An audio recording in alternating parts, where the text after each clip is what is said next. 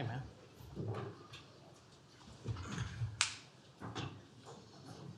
My gosh, look at all this stuff.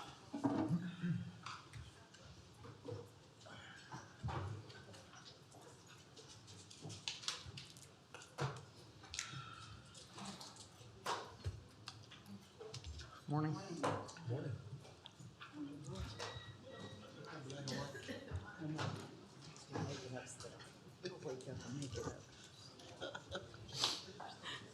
Sorry, man. See?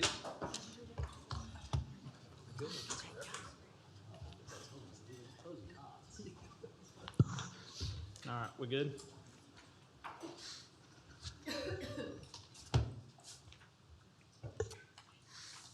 Tim O'Hare, County Judge. Oh, well, no, that's not how we started, actually. But I'm saying, why is this not up yet on the screen? Yeah. We're just looking at seat 3.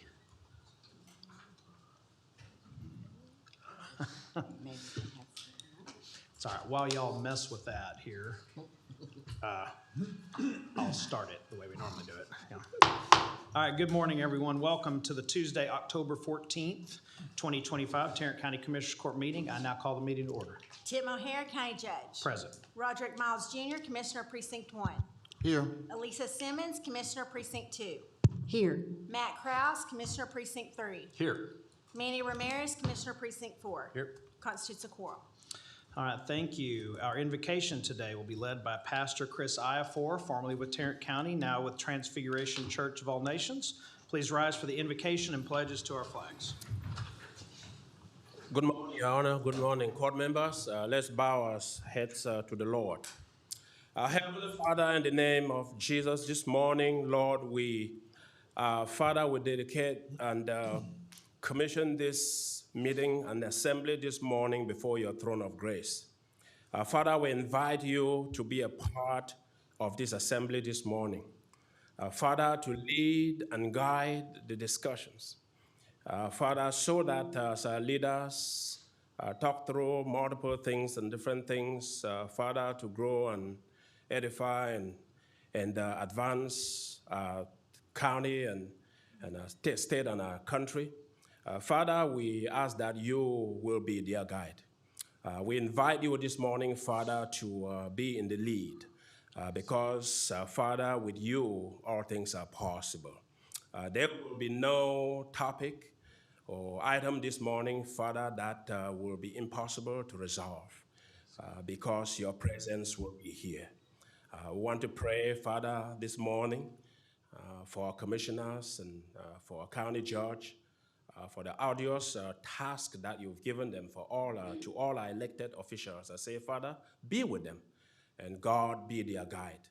Father, because with you, all things are possible. Lead us this morning, Father, into this assembly. Father, that it will be successful, and God, we will give you all the glory. We will give you all the honor. In the name of your Son, Jesus Christ, we pray. Amen. Amen. Thank you, Chris. Please join me in the pledges to our flags. I pledge allegiance to the flag of the United States of America and to the republic for which it stands, one nation, under God, indivisible, with liberty and justice for all. And now the Texas flag. Honor the Texas flag. I pledge allegiance to thee, Texas, one state, under God, one and indivisible. Thank you. You may be seated. I like our fall photo up there. I'm sure most of you will be ready for it to feel something like fall, so I think it's on its way. All right, we have agenda announcements. Good morning, court members. Just a couple of announcements this morning.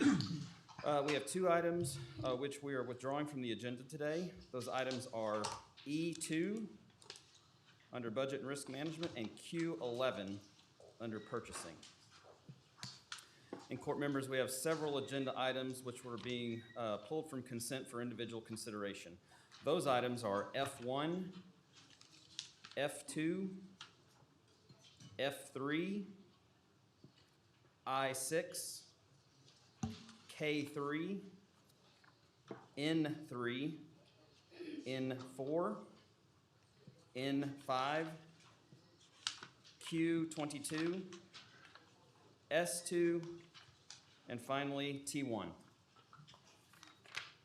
And one other note, court members, we will not have a closed session today. All right. Do we have any announcements from our commissioners? Yes.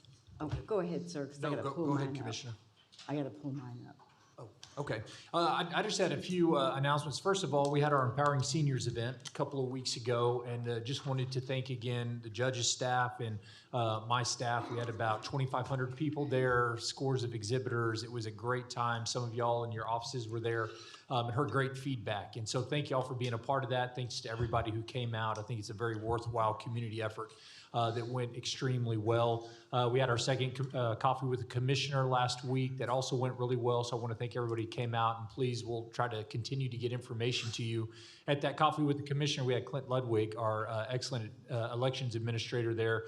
He gave us a lot of good information about elections coming up. And so he encouraged us, and I want to encourage you, go to their social media sites, sign up for their updates. You'll get deadlines, you'll get substantive updates on that. And we just want to make sure that everybody is informed and engaged so that they can participate in the electoral process. And then my final one, we didn't get this on as a formal resolution or recognition or proclamation, but October is National Domestic Violence Awareness Month. And so we wanted to thank and appreciate our great heroes in the DA's office and others that do great work in this every day.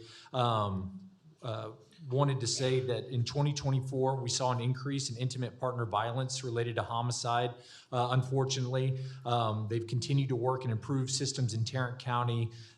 They continue to work with outside groups like Archway to help ensure that the criminal justice process is making it fairly enforced. And so we have with us today Lori Jensen Campbell from the Archway and Chase Payne from the Tarrant County DA's office. If y'all would just stand up just so we can thank you. Appreciate the work y'all do day in and day out to help with domestic abuse and helping with them. Thank you for your work.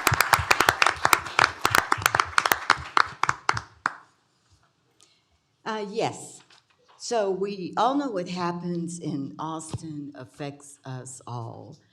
So I am hosting a state legislative town hall meeting with members of our Tarrant County delegation.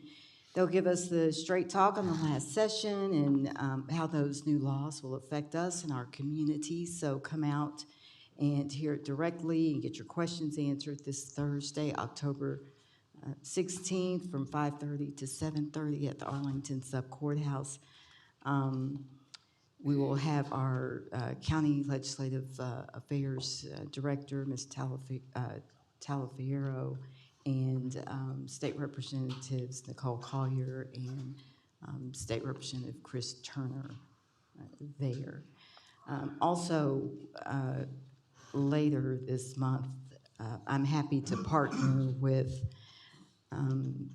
Justice of the Peace Precinct 7 Judge Kenneth Sanders and Constable Sandra Lee. We are having an expunction clinic or project partnering with Clear Path Texas, and that's going to help people with barriers to employment, clearing their records, and driver's license restoration. That takes place Wednesday, October 29th at our Mansfield Sub Courthouse from 9 a.m. to 1 p.m. And folks must be pre-registered for that, and so they can find that information on either of our social media platforms. So that's Judge Sanders, Constable Lee, and myself. And I am excited to invite people to our 3rd annual Precinct 2 Halloween Family Fun Fest that will also take place at the Mansfield Sub Courthouse on the lawn. We typically have a resource fair. We have county departments out there and community agencies out there for families. It's a fun, safe event. We have food trucks and petting zoo and face painting and all of that for the kids and information for the families. So It'll be a great chance to see neighbors and just a safe place to come pick up candy and healthy stuff from AgriLife, because they have healthy stuff.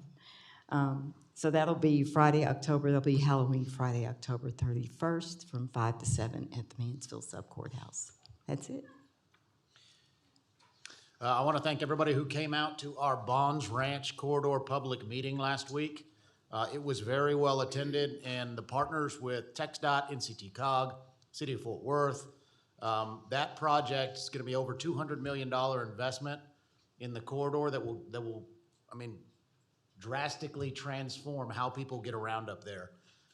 We can't control the stage and pace of growth, whether it be residential, whether it be commercial, but what we can do is invest in infrastructure that makes the daily lives of the folks that already live here and the folks that are coming even better. So very excited about that project. It is moving light years ahead of where we thought we could be just a couple of years ago. And it's a very heavy lift consisting of 2 bridges and a lot of roadway.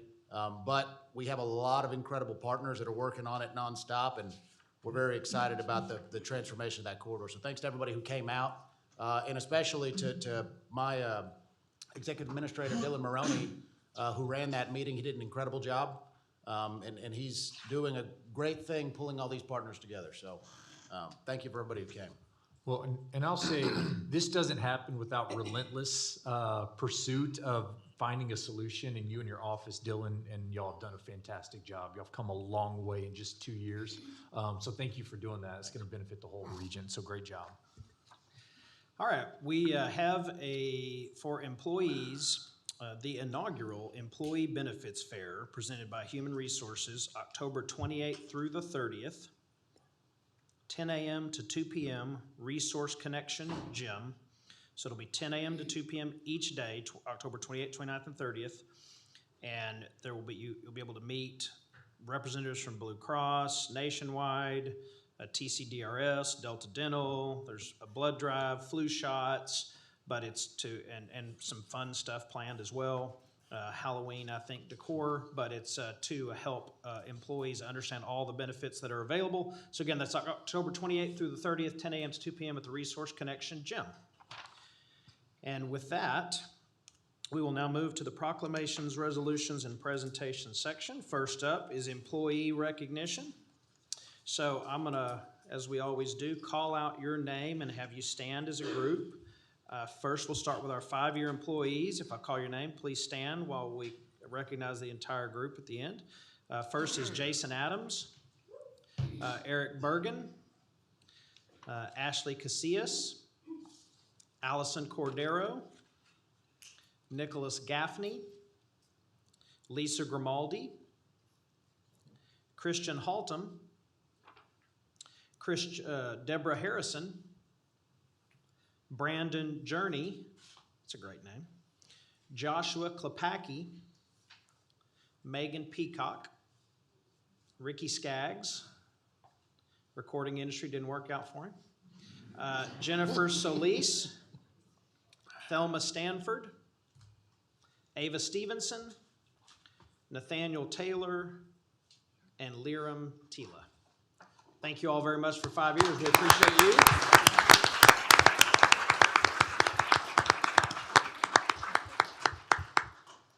All right, now for our 10-year employees, please stand as I call your name. Jessica Aravallo, Shawnitris Cox, Brianna Gidley, Peter Giesking, Judge William Knight. Hey, didn't see you back there. Michelle Lawis, Delmiro Pena, Leslie Sanchez, Jatanica Sales, and Astria Whitfield. Thank you all for a decade of service to Tarrant County. We appreciate you.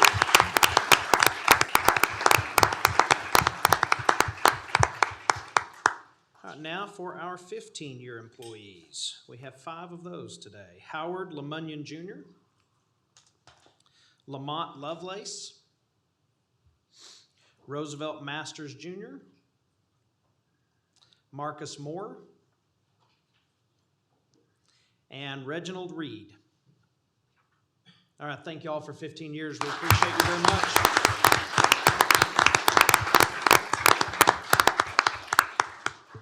All right, now we have 6 20-year employees, 2 decades with Tarrant County. Please stand as I call your name. Robert Alvarez, Valerie Bryant, Kelly Kaufman, Kara Hoekstra. There we go, hi. Christy Thomas, and Aaron Womack. All right, thank you for 20 years of service. Appreciate you very much.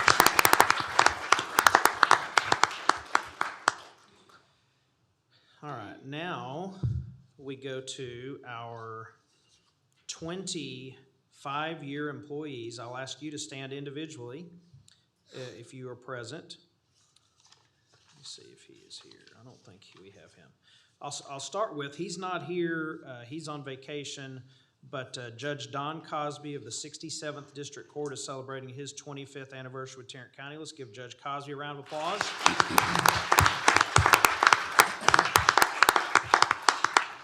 I'm sure he's watching this while on vacation. Hello, Judge. Next up, we have Chris Shahan. Chris, are you with us? Hi, Chris. How are you? 25 years with Tarrant County. He's the Assistant Director of the Intake Division at Juvenile Services. Born in Seymour, Texas, went to Seymour High School. Got a BS in Criminal Justice from Tarleton State and a Master of Education and Counseling from TCU. Go Frogs. Okay. Did you see the flagship university this weekend of the state of Texas? So 2 boys, both seniors in high school.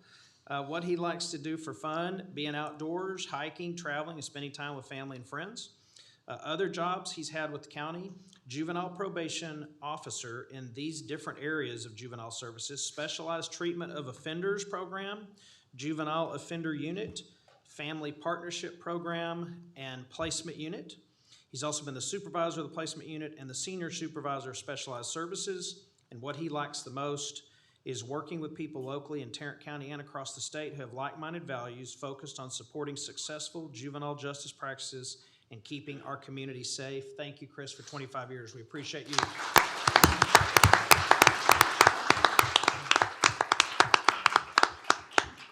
Very valuable work.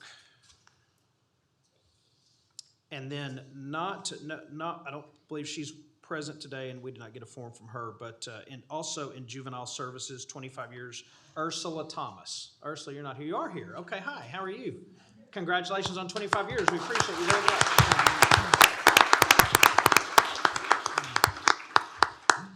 Okay, next up, we have 2 30-year employees, and the first up is standing over here to my left, Judge Bob McCoy.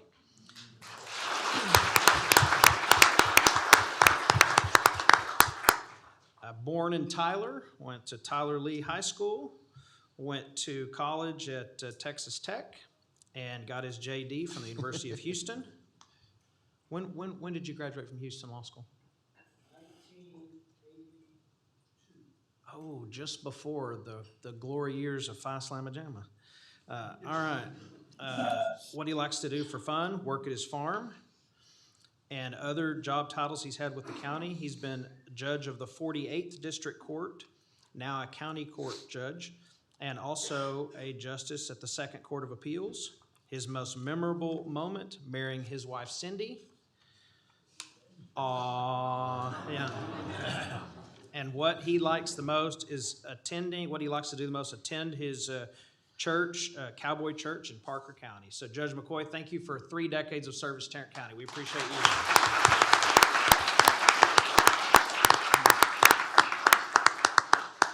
All right, is James Seaton with us?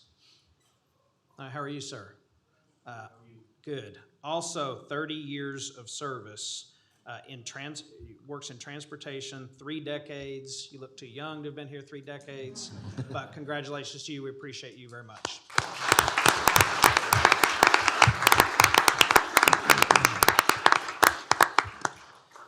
Next, we have two 35-year employees. Kevin Brown. Kevin, are you with us? How are you, sir? He's Tarrant County Criminal District Attorney, Criminal Investigator, and Group Supervisor, DEA, Fort Worth.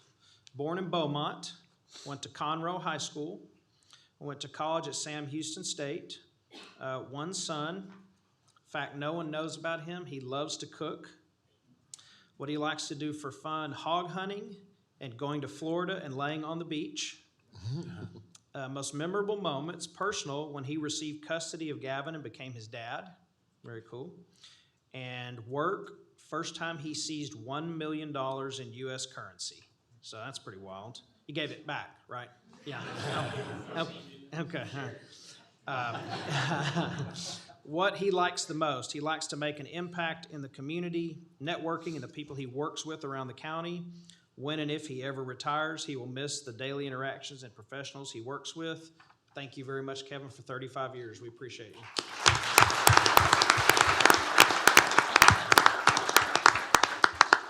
All right, and our last to recognize today, also 35 years of service, Paula Morales. How are you? Good, 35 years. How do I pronounce, is that Minot? Minot. Minot, okay. Born on Minot Air Force Base in Minot, North Dakota. You don't meet many people born in North Dakota, that's cool. Went to Western Hills High School in Benbrook. Got her bachelor's degree from TCU and got an associate's degree from Tarrant County College. She has a 24-year-old son, Nicholas, who's a U.S. Marine Corps veteran. In fact, no one knows about her. Her first job in the jury room was hand typing all the juror checks in triplicate. Oh, wow. What she likes to do for fun, travel. Recent places she has been, well, this is a list. Greece, Dubai, Cairo, Prague, Amsterdam, Chile, and Easter Island. Did you see those statues in Easter Island? That's really cool. That is some travel.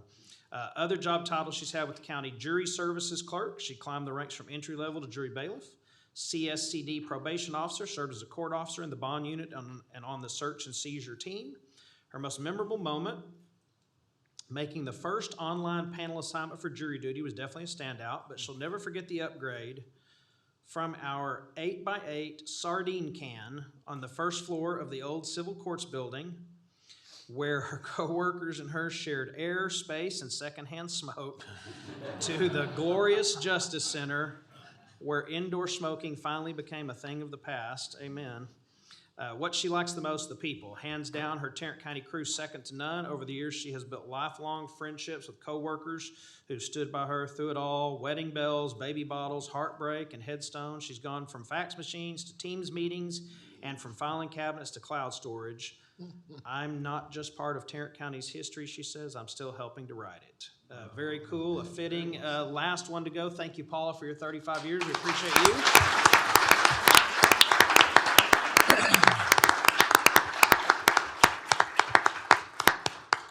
I will make a motion to receive and file the employee recognition. Second.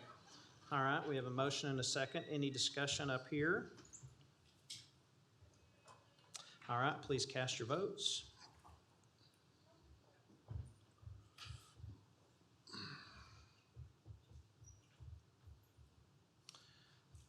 I am assuming you are furiously trying to hit the yay That's button. it. Okay, we'll go with I think they a, swapped mine and Commissioner Simmons' screens. okay, I know that's what happened. There we go. there we are. Okay, all right, passes unanimously, and now all of our employees are invited to attend a reception in your honor on the 4th floor. So you're welcome to stay, of course, but if you'd like to go there now, you are welcome to head out. Thanks, sir.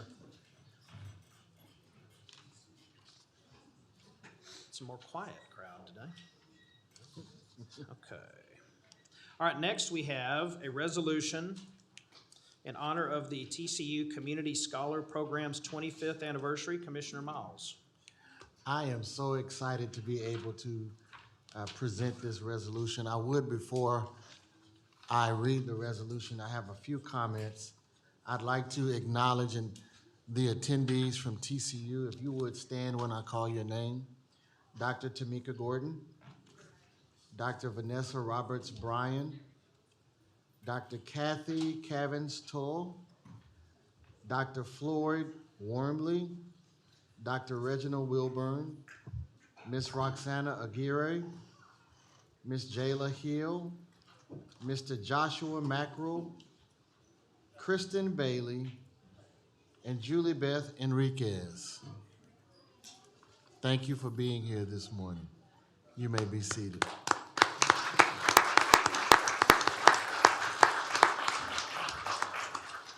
The Community Scholars Program holds a very special place in my heart. My youngest sister was one of the first students to be a recipient of the Community Scholars Program.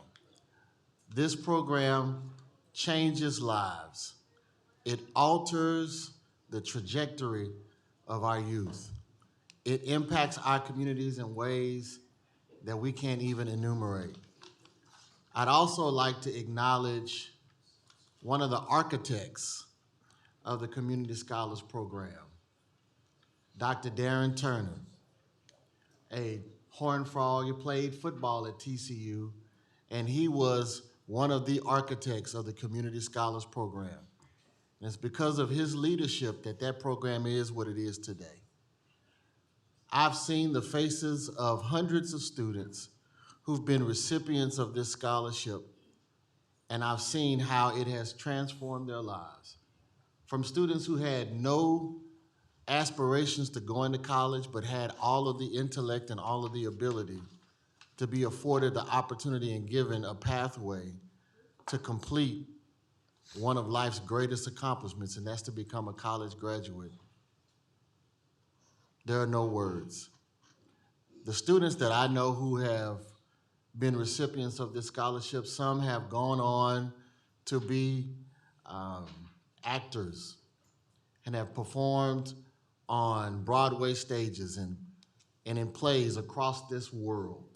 There's one in particular, his name is Randy Alvarenga. He has performed in Japan, he's performed in Europe, on stages across the world. And he was a student that did not fit the mold of becoming a college student. But because of this program, he was able to do it and travel the world. This is just one of hundreds of examples of students' lives who have been changed because of the Community Scholars Program. I'm thankful for the leadership at TCU who thought it not robbery to provide hope and opportunity to children who otherwise would not be able to attend college.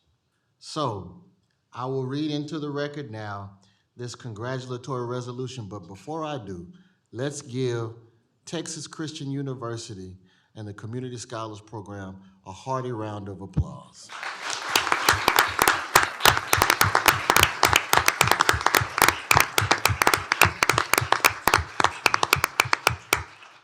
All right, I brought my readers with me so I wouldn't mess up anything.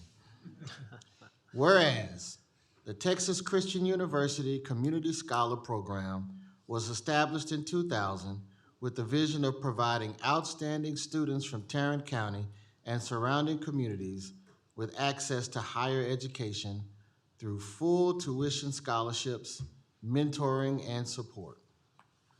And whereas over the past 25 years, the Community Scholar Program has awarded hundreds of deserving students the opportunity to pursue higher education at Texas Christian University, fostering academic excellence, leadership development, and a commitment to community service. And whereas the program has been instrumental in opening doors of opportunity for first-generation college students, underrepresented populations, and students with exceptional talent and determination. And whereas community scholars have gone on to make significant contributions in diverse fields such as business, education, healthcare, law, public service, the arts, and becoming role models for future generations. And whereas the program reflects the core values of Texas Christian University, including inclusivity, service, and academic excellence while strengthening the bond between TCU and the Tarrant County community. And whereas the 25th anniversary of the Community Scholar Program represents a milestone in advancing educational equity, empowering young leaders, and enriching the cultural and intellectual fabric of both Texas Christian University and the broader community. Now, therefore be it resolved that we, the Commissioners Court of Tarrant County, do hereby congratulate and recognize the Texas Christian University Community Scholar Program upon its 25th anniversary and commend its founders, staff, supporters, alumni, and current scholars for their vision, dedication, and extraordinary achievements. Be it further resolved that a copy of this resolution be presented to Texas Christian University as an expression of appreciation and celebration for 25 years of transforming lives through the Community Scholar Program. In witness whereof, we have hereunto set our hands and caused the seal of Tarrant County to be affixed this 14th day of October, 2025. Congratulations, TCU Community Scholars. I move approval. Second. All right, we have a motion and a second. Any discussion? Motion from Commissioner Miles, second from Commissioner Ramirez. All right, please cast your votes.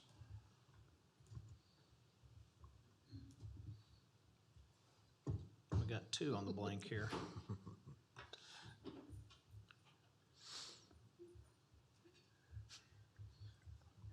I'm a yay. Yeah.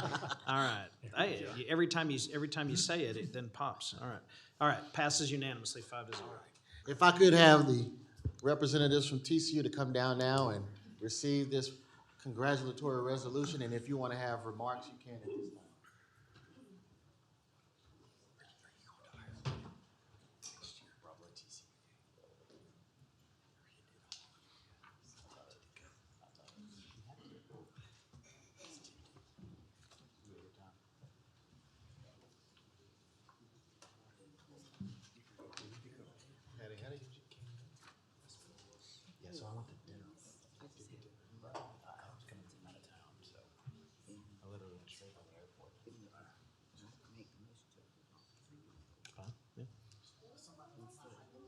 I'm going to do them all after.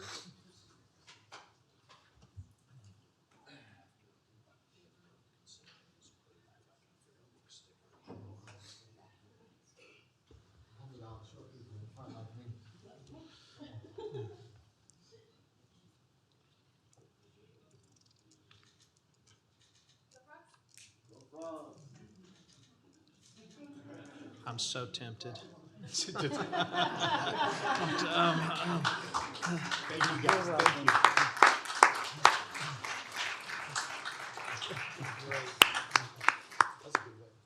I just want to take a moment to thank the Commissioners Court for this special recognition, and that the fact that TCU is certainly committed to continuing to create access and pathways to deserving students in our local community. And so as we embark on 25 years this week of this illustrious program, I hope it continues for 250 more years. So thank you so much. Thank you. Thank you.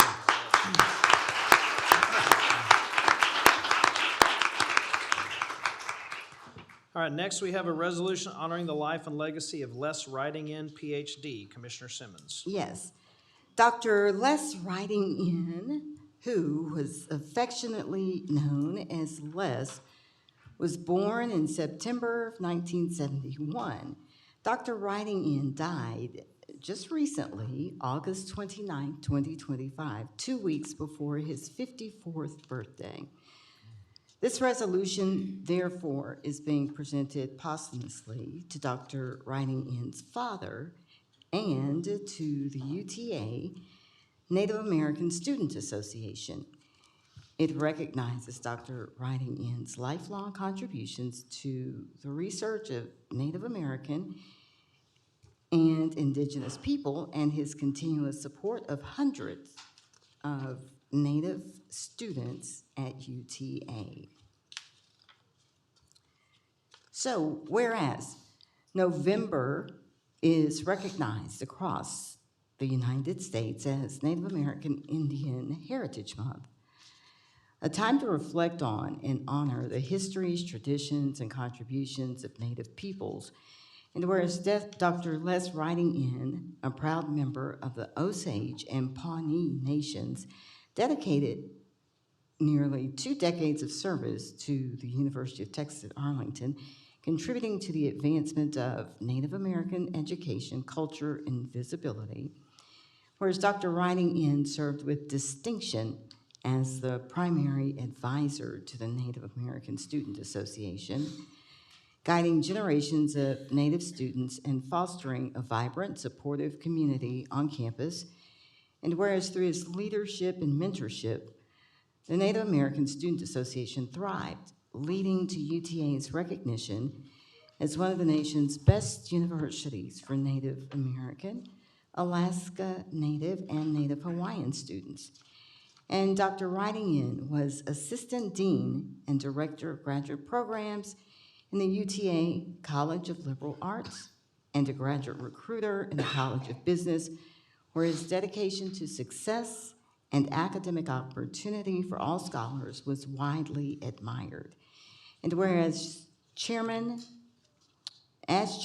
of the UT Arlington Land Acknowledgement Task Force, Dr. Riding In provided vision and leadership in guiding a 2-year process of research and dialogue that culminated in the adoption of a formal land acknowledgement statement, which now is a lasting testament to his commitment to truth, reconciliation, and respect for Indigenous communities.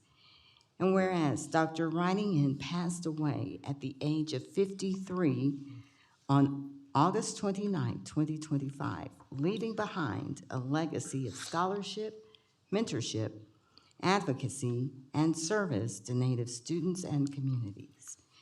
Now therefore be it resolved that we, the Commissioners Court of Tarrant County, do hereby posthumously honor Dr. Les Riding In for his extraordinary leadership, dedication to students, and his enduring role in strengthening understanding between Native and non-Native communities. In witness whereof, we have hereunto set our hands and caused the seal of Tarrant County to be affixed this 14th day of October 2025. I move approval. Second. All right, we have a motion and a second on this item. Any discussion before voting?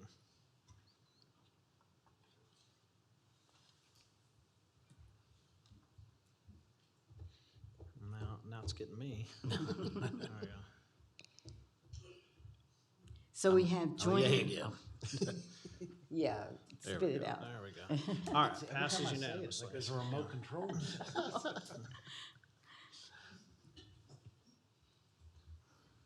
Okay, so we have joining us Les's father, Mr. Bobby Riding In. I think Darlene Santee is here. She is a UTA community peer. Stephen Silva Brave is president of UTA's Native American Students Association. And I think we have UTA Professor Daryl Loster. No, he is watching online. So if you all would come down and I'll make the presentation.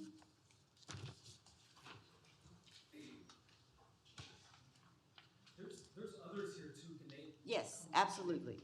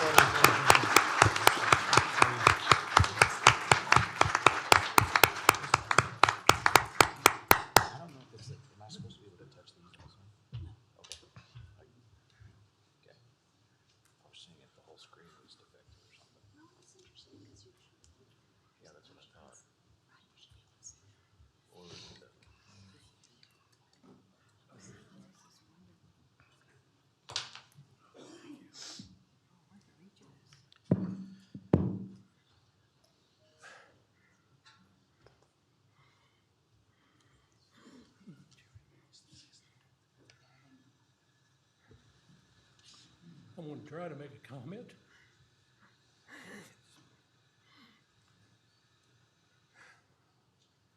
I'm sorry. I appreciate everything you've, thank you very much. We're sorry for your loss. Yes. Yes, I do.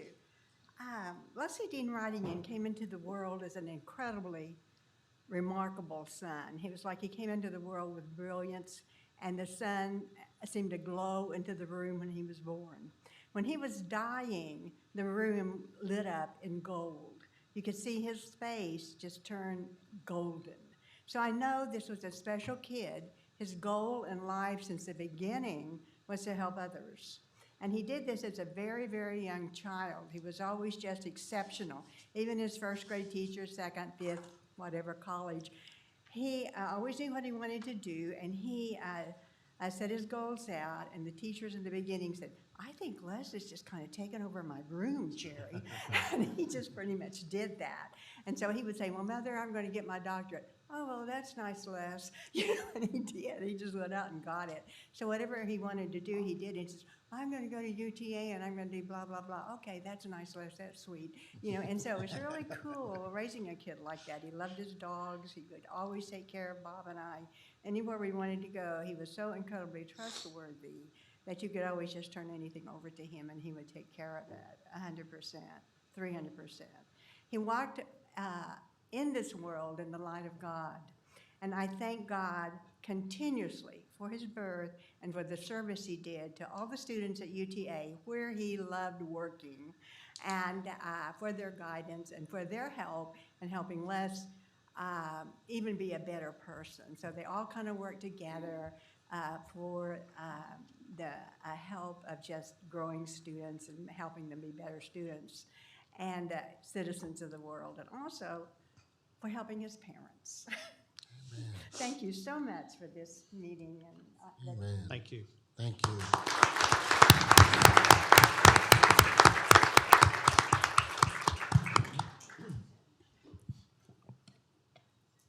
Au metaki api Wambli o Yushpe, Lakota emenchi api, Stephen Silva Brave, Washishu emenchi api. I'm glad to be here today.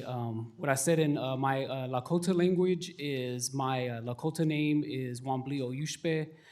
My English name is Stephen Silva Brave, and I'm the current president of the Native American Student Association at UTA. I'm a PhD. Oh, there's my alarm to start heading to class. No, I'm a PhD student in the School of Social Work at UTA, and we have some of our past presidents here as well, and community members who Dr. Wrightingham made strong bonds with. And I thank you all for honoring him, and I don't know if she's here, but thank you to Valerie Hill for reaching out, and she really pushed for this and pushed it forward.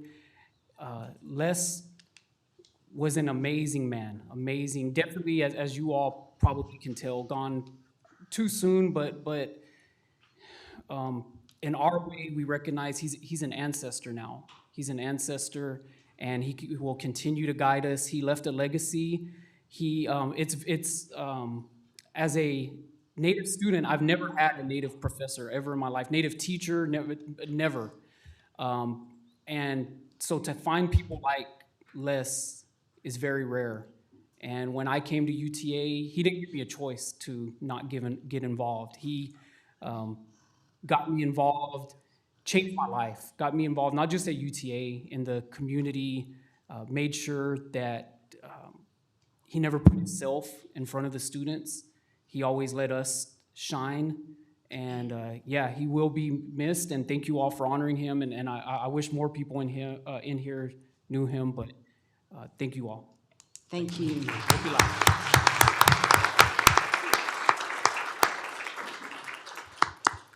All right, next we have a resolution honoring the Southlake Hispanic Latino Organization and celebrating Hispanic Heritage Month. Commissioner Simmons. Each year, in recognition of Hispanic Heritage Month, I choose to highlight the work of service and social organizations that are doing noticeable work in our communities to increase cultural understanding and to generate commerce among small business owners and to just bring us joy. My team and I have taken note of the amazing work that the Southlake Hispanic Latino Organization has done in hosting the 2025 Southlake Hispanic Heritage Celebration. This event for 2025 was held in the Southlake Town Square. And these types of events are a big deal for just a few volunteers to take on, yet they did it. So with one day left in the month, I want to recognize the contributions of Southlake Hispanic Latino Organization. Whereas the United States observes Hispanic Heritage Month each year from September 15th to October 15th, and celebrates the histories, cultures, and contributions of American citizens whose ancestors are of indigenous heritage mixed with European, from Spain and Africa to countries from Mexico, the Caribbean, Central, and South America. And whereas Hispanic and Latino Americans have profoundly shaped our national character through contributions in business, education, science, the arts, literature, politics, public service, and military service, enriching the cultural fabric of communities across this nation and here in Tarrant County.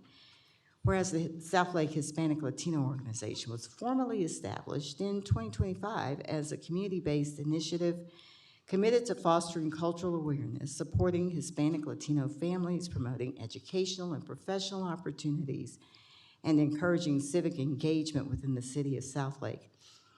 And whereas the theme for Hispanic Heritage Month 2025, Collective Heritage, Honoring the Past, Inspiring the Future, reflects the shared history and enduring spirit and continued contributions of Hispanic Latino communities, while inspiring future generations to lead with pride, unity, and purpose. Whereas the Southlake Hispanic Latino Organization exemplifies this theme by founding and hosting the Southlake Hispanic Heritage Celebration to honor cultural legacies, uplift community voices, and build inclusive spaces that reflect the diversity and vibrancy of Southlake. Now therefore be it resolved that we, the Commissioners Court of Tarrant County, do hereby honor the accomplishments, vision, and community leadership of the Southlake Hispanic Latino Organization and celebrate the vital roles of Hispanic and Latino Americans in shaping the present and future of Tarrant County and our nation. In witness whereof, we have hereunto set our hands and caused the seal of Tarrant County to be affixed this 14th day of October 2025. With that, I move approval. Second. All right, we have a motion and a second on this item. Any discussion? All right, seeing none, please cast your vote. I'm a yay. Okay, I like it. Efficient. And it lit up right after. I'm a yay. Hey, it all came in. That's the key. Are y'all controlling that? Are y'all making them say yes when they say yay? Is that what you're doing? Okay, it took me 3 times to figure that out, but yeah, okay. We thought it was magic. Yeah, I'm like, how's that happening? All right, passes unanimously. All right, and let's see. I have a number of guests here today. Mana Chavez, Linda Warner, Elsa Otero Cackley, Ed Hernandez, Janira Robino, Vira Barker, Jessica Cantu, Mario Chavez, Diana Hayek. Are you guys here? Come on up.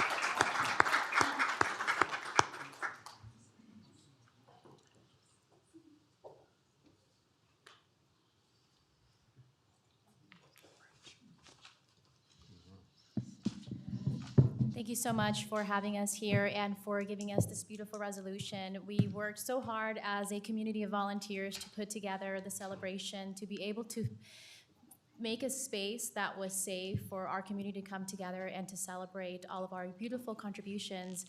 Our entire board is made up of volunteers, of other Southlake residents, who we didn't even realize there were so many of us in Southlake until Mona Chavez brought us all together. And then once we realized that, a couple of years later, we decided we really wanted to have something to honor our community. And so it's been a very big milestone for us to be able to have the celebration in our city, and we hope to continue for the future. So thank you very much. Thank you.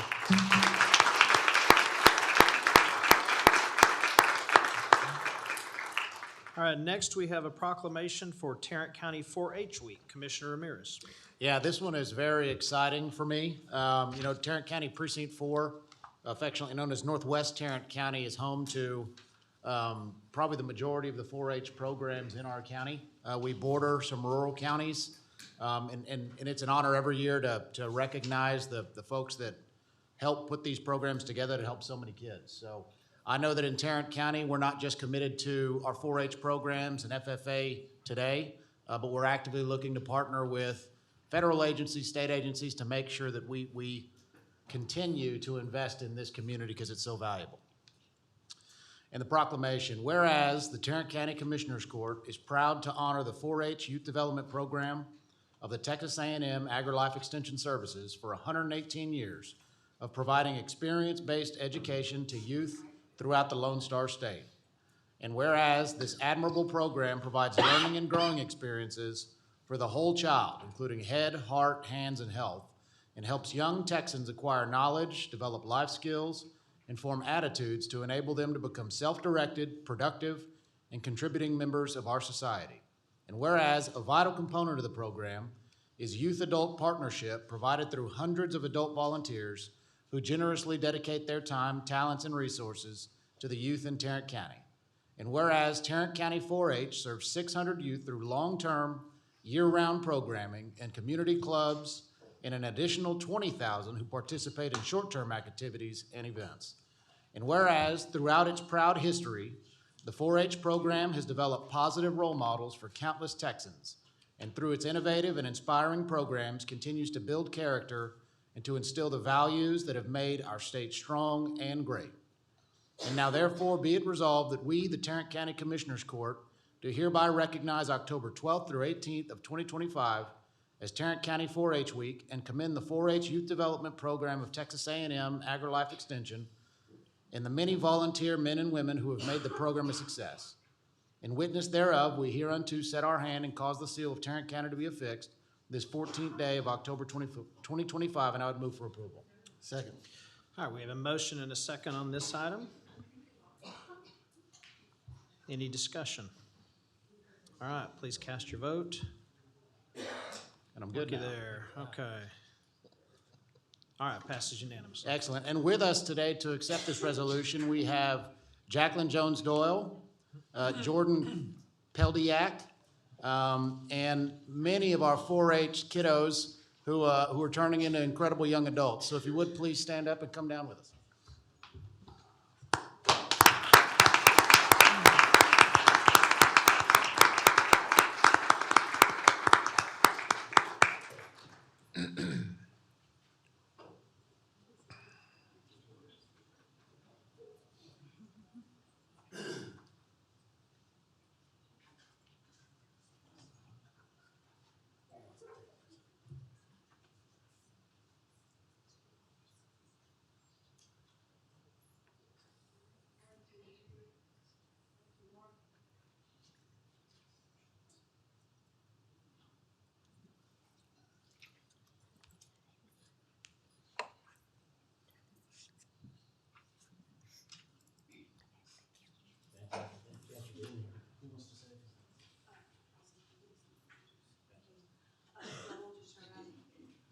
Oh, wow, thank you.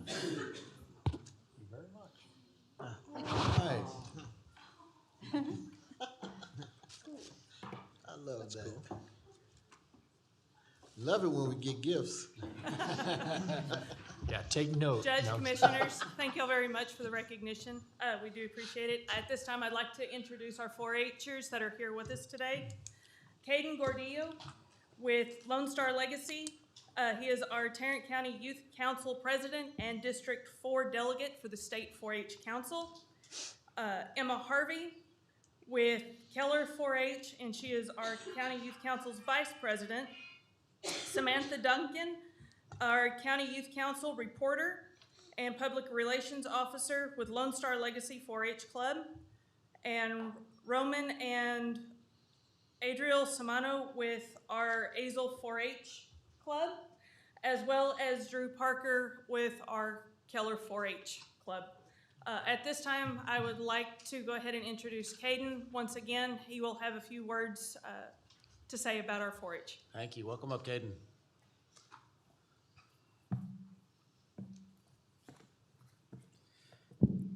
Good morning, Commissioners. My name is Caden Gordillo, the Tarrant County Youth Council President, and I am proud to stand here today as a member of Tarrant County 4-H to thank you for the difference your support makes in our program and community. But I stand before you today, along with other members of Tarrant County 4-H Youth Council, to say this with confidence that I know I'm living my good old days right now because 4-H has given me the chance to grow into the kind of leader I once looked up to. From serving as a Texas 4-H State Council member and Texas 4-H Water Ambassador, to preparing for the National 4-H Congress this fall, every meeting, every project, and opportunity has helped me grow, not just as a student, but as a leader, a communicator, and most importantly, a citizen who gives back. Through 4-H, I've learned to lead a room, serve a community, advocate for agricultural causes I believe in, and work alongside peers and professionals across the state who are just as passionate about making a difference. This program has pushed me beyond my comfort zone, taught me the value of service, and introduced me to lifelong mentors and friends. It's not just about livestock and record books, it's about leadership, citizenship, and character. And the truth is, the opportunities 4-H has given me, right here in Tarrant County and across the state, are shaping who I am and who I'm becoming. So today, I thank 4-H for turning today's moments into tomorrow's memories, and I thank the Tarrant County Judge and Commissioners for supporting the organization that's shaping the next generation of leaders. Because someday, I'll tell stories about back in my day, and thanks to 4-H, that day is today. Thank you for your time. Thanks, Caden.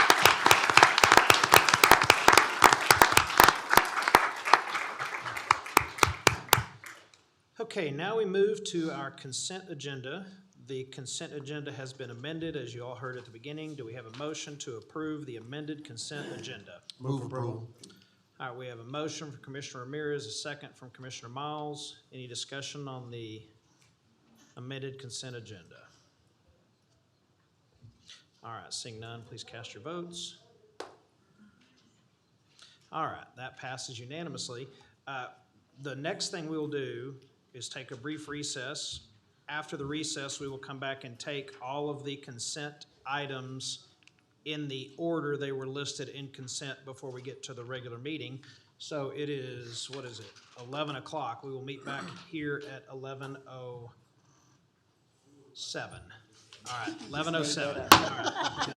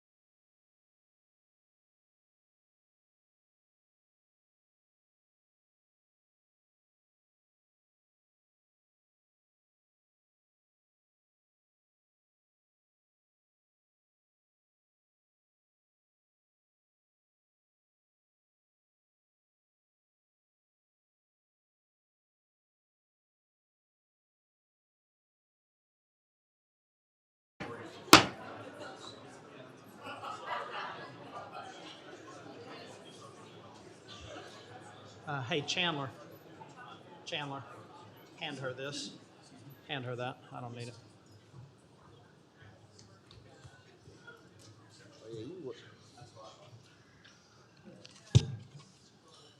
I was on time. Yeah, good, good.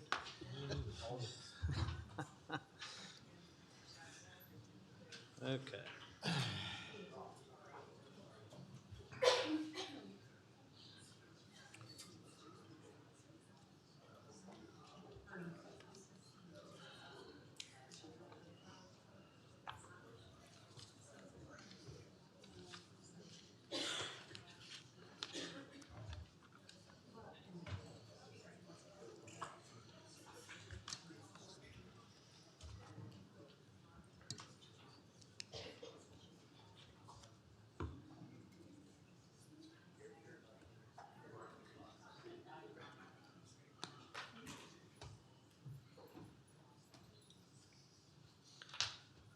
Okay, back on the record. And we will now take up items F1, F2, and F3 from consent. F1 is consideration of a grant agreement between Tarrant County and the U.S. Department of Housing and Urban Development for program year 25 Home Investment Partnerships grant funding. F2 is consideration of a grant agreement between Tarrant County and the U.S. Department of Housing and Urban Development for program year 25 Emergency Solutions grant funding. And F3 is consideration of a grant agreement between Tarrant County and the U.S. Department of Housing and Urban Development for program year 25 Community Development Block Grant funding. Move to approve. Second. What are you moving to approve? The consideration. All of three? those. Yes, of all Okay. three. All right, move to approve. We have a second. Discussion. Yes, you don't need to, I just have a statement. So I pull this off, these off consent, just to make this one point. Items F1, 2, and 3 each have clauses that I am vehemently opposed to. These clauses prohibit grant funds from being used to, and I quote, promote gender ideology as defined in Executive Order 14168. President Trump's executive order purports to defend women from gender ideology extremism and to restore biological truth to the federal government. Let's be clear, there's absolutely no reason for including this language. No grant entity that we've awarded funds to here at the county is out here promoting so-called gender ideology. None. So why are we inciting division and stoking discord? I don't believe so-called, I don't know what biological trust even is. So I'm going to, of course, vote to support receiving and disbursement of these grant funds, of course. Not because I approved of this insane language, but because I support the greater good, and that is individuals getting the help that they so desperately need. So I will hit yay. Anybody else have anything? I'll just say, since we're talking about HUD, my former colleague and good friend, Secretary Scott Turner, is doing an amazing job at HUD, and I want to thank him publicly, and his staff and his administration. Ashley Quinones, who's here in Fort Worth, is also doing an amazing job on the ground here. So thanks to HUD and all that they're doing, and please let us know how we can continue to help you. And Secretary Turner, keep up the good work. All right, we have our motion, we have our second. All the votes are in, passes unanimously. Now we move to I-6. I-6 is consideration of amendment number 1 to the lease agreement between Tarrant County and RSG Investments B LLC for the Tarrant County Women, Infants, and Children Haltom City site. I will move to approve. Second. We have a motion and a second to approve this item. There are no speakers.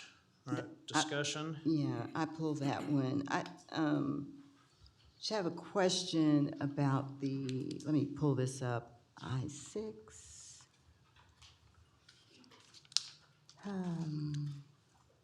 Okay, so it looks like for the past 5 years, the lease term, or the rate was $5,147.49. And so we approve this today, it jumps up, I'm not even sure what percent that is, like 20, almost 30%, the monthly rental fee.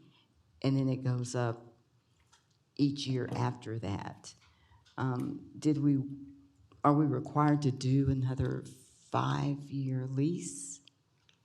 And it doesn't appear the rate increased incrementally each of those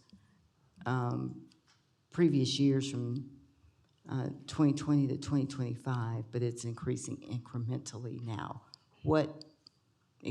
Explain it to me. Yes, thank you, Commissioner Simmons. Brian Bird, Public Health. So when we were negotiating our new 5-year lease, the landlord came back with a rate that was significantly higher than we had previously negotiated. Fortunately, that new rate is still well within comps in the area, and that new rate is also per square footage lower than our other 10 WIC clinics. That also happens to be our busiest WIC clinic, 60,000 visits a year. And if you look at it per client served, it is by far the lowest of our clinics. So for a number of reasons, even though that was a significant increase, we still believe we are getting a good deal on that. Yeah, that was gonna be my next question, so you answered it. How does that compare to the rent at the other clinics? And you said this is the lowest. Yes, ma'am, I have a comparison spreadsheet right here. And at the, even with the increase at the new rate, it'll be $12.83 per foot. And that is still lower than any of our other WIC clinics. Okay, Yes, ma'am. thank you. Thank you very much. That's it. All right, any other questions or comments?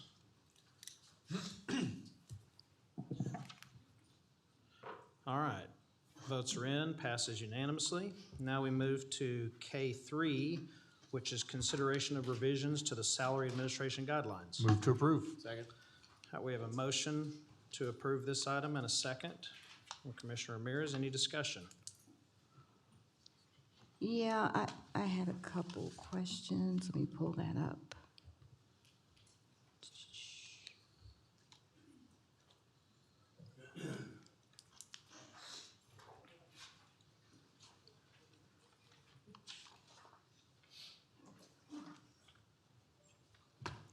So, hi. Hello. Good morning, Commissioner and Judge. Good morning. So the appointing authority may place employees on an unpaid furlough or leave of absence without pay, furlough, during periods of financial hardship or when notified that a funding source will become unfunded for a temporary period. Within what time period before a furlough will the employee be notified? It just depends on when the county is notified of the funding loss. So we will try to do it as soon as possible to inform employees.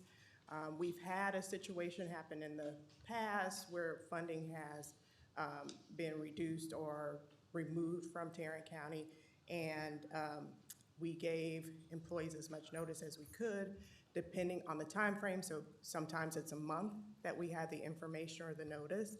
So it just depends on when we are notified of that funding loss. So could y'all come up with some metric or schedule that says if the county is notified, you know, with a month in advance or 3 months in advance, then we will notify the employee, you know, by some date certain or time period certain, or if the county is notified a week in advance. I mean, I think it would be good to have something solid in writing. That's just me.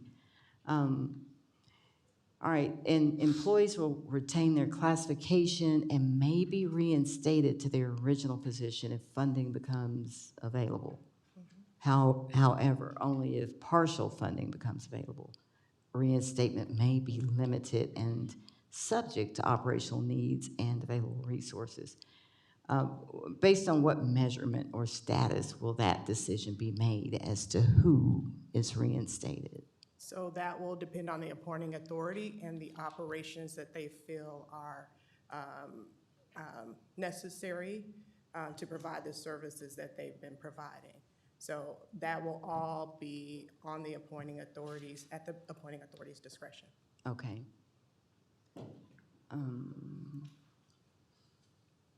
So, with approval from the Budget and Risk Management Department, the appointing authority must submit written justification to the Director of Human Resources, right?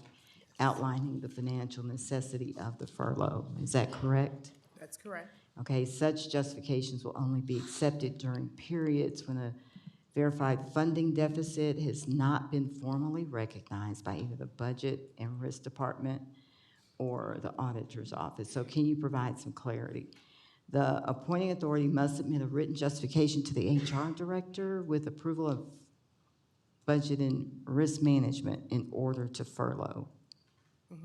Yeah, we want to make sure that we have information that has been communicated to our budget department to ensure that we have a funding deficit before appointing authorities are allowed to proceed with furlough for employees. We want to make sure that everything is communicated properly. We don't want employees to be impacted when there's really not a loss of funding. So this policy is only in place if there's a loss of funding.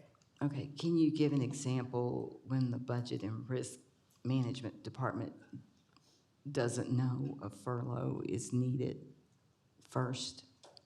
When they don't know?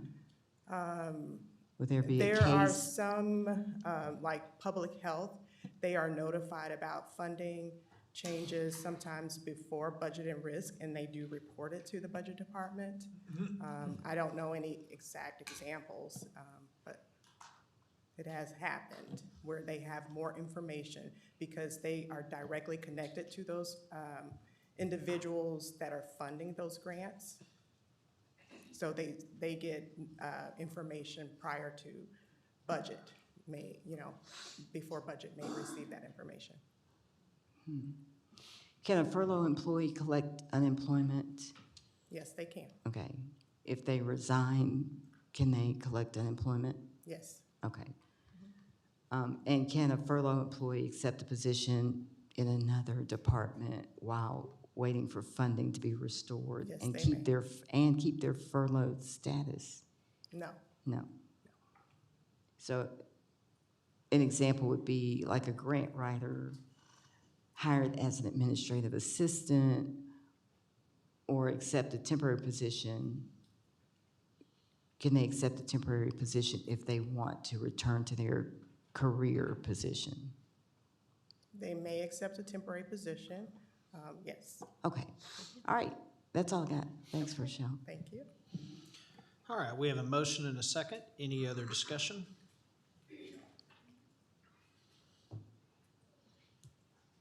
All right, passes unanimously.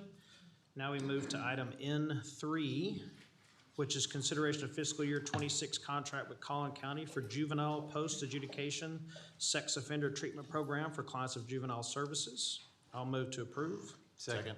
We have a motion and a second. Discussion. Yes.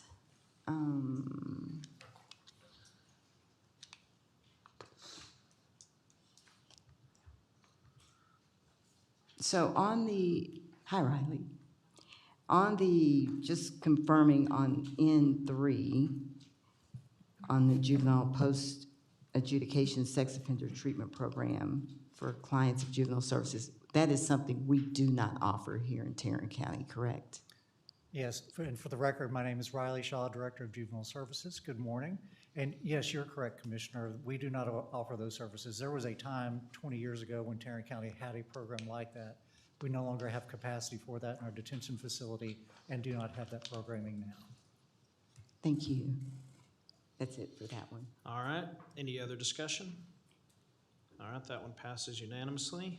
Now we go to item N4, which is consideration of fiscal year 26 contract with Collin County for the provision of pre-adjudication detention services for youth under the jurisdiction of Tarrant County Juvenile Services. Move approval. All right, we have a motion to approve. Do we have a second? Second. We have a second. Discussion. I'm going to discuss Okay. on the third one. Okay, so we have two speakers on this, Catherine Godby and Geraldine Cox.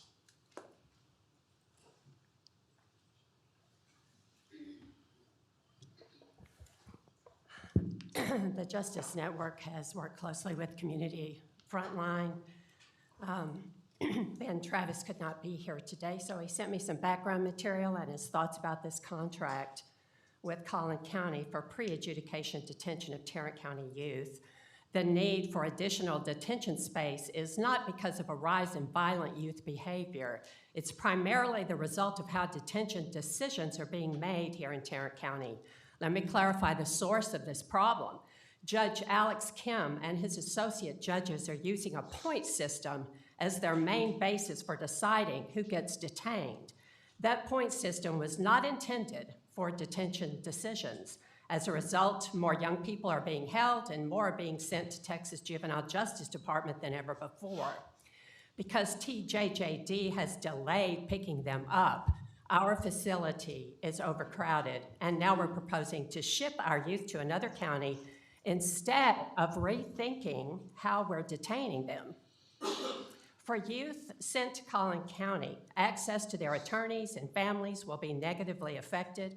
Fewer parents can drive an hour each way to visit, and fewer attorneys will make that trip, resulting in a further decrease in the quality of legal services for these youth. Nothing in the contract addresses any of that. This contract moves us backward. Reminds me of the decision to send folks to Garza County, which was another mistake. We should be investing in community-based support, diversion programs, and better coordination with the state. Why not address the real issue, how decisions are being made, and while ensuring accountability, how we can keep youth connected to people who care about them in our community. Thank you. Is Ms. Cox here? There.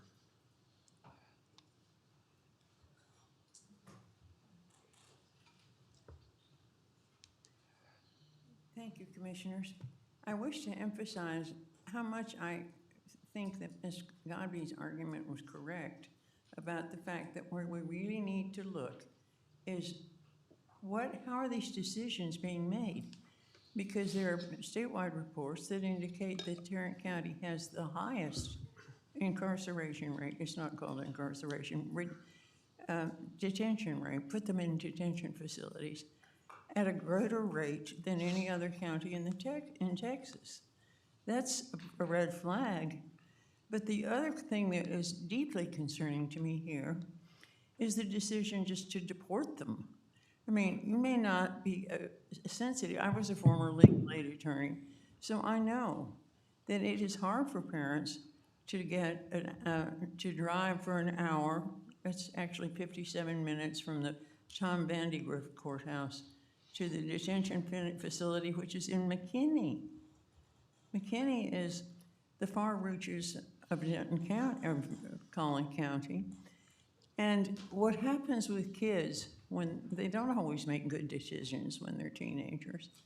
But I know that some of you work with teenagers through your churches, and that you may be sensitive to the fact that kids need the support base of their community.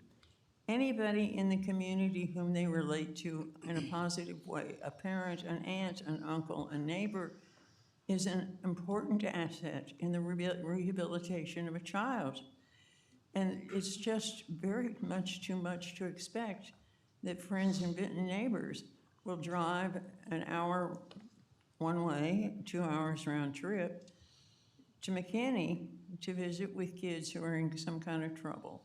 And they are going to be desperately in need of those links back to their community.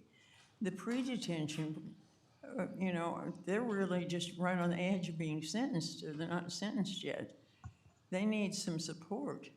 The post-detention kids also need support, emotional support, and a sense that you are not entirely excluded from your community is really important to the ability to rehab these kids. So if you have to do this for a short period of time, get with the program, please. Please focus. Because if we want to save these children, we don't have an endless period in which to do it. They need help right away. And leaving them isolated sort of reminds me of kind of what ICE does. We aren't deporting them to El Salvador, but we're deporting them out of reach, easy reach of communication in here. Sir, I was going to have another speech to follow on the long-term detention. Can I have just a little bit longer to? No. Well, all right, then I'll deal with the long-term detention. Okay, thank you. Thank you. Discussion. Yeah. So I want to be clear. I fully support the need for safe families, safe communities, public safety, and I recognize the important role our courts play in balancing those needs with what is in the best interest of the child, as required by the Texas Family Code and Texas Penal Code. But detention really should be a last resort, not the system's default. Yet today, over 100 Tarrant County youth are being detained, many for nonviolent offenses, many simply waiting on prolonged court dates.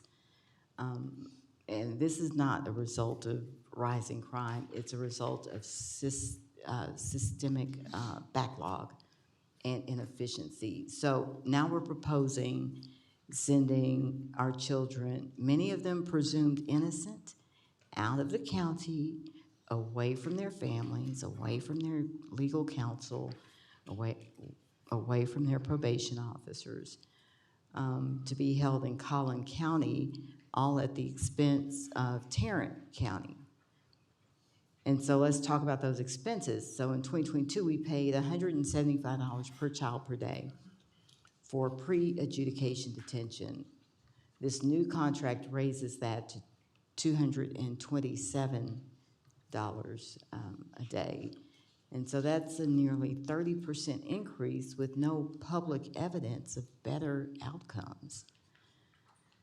The same cost inflation is happening with our post-adjudication contracts, which is the next item, rising to $273 per day in some cases. And these dollars are adding up. More importantly, the human cost is immeasurable.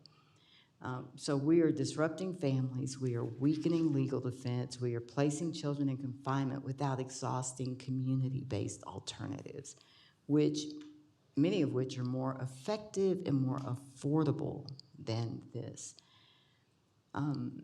We can't continue to fix a broken system by quietly contracting our way out of it. Think Garza County. It's time that we reduce our juvenile detention population, hold timely detention hearings as required by law, and invest in solutions that actually serve children, families, and public safety. We don't need to be exporting our children and their trauma out of this county. So those are my remarks on this one. I have a question, question for Riley.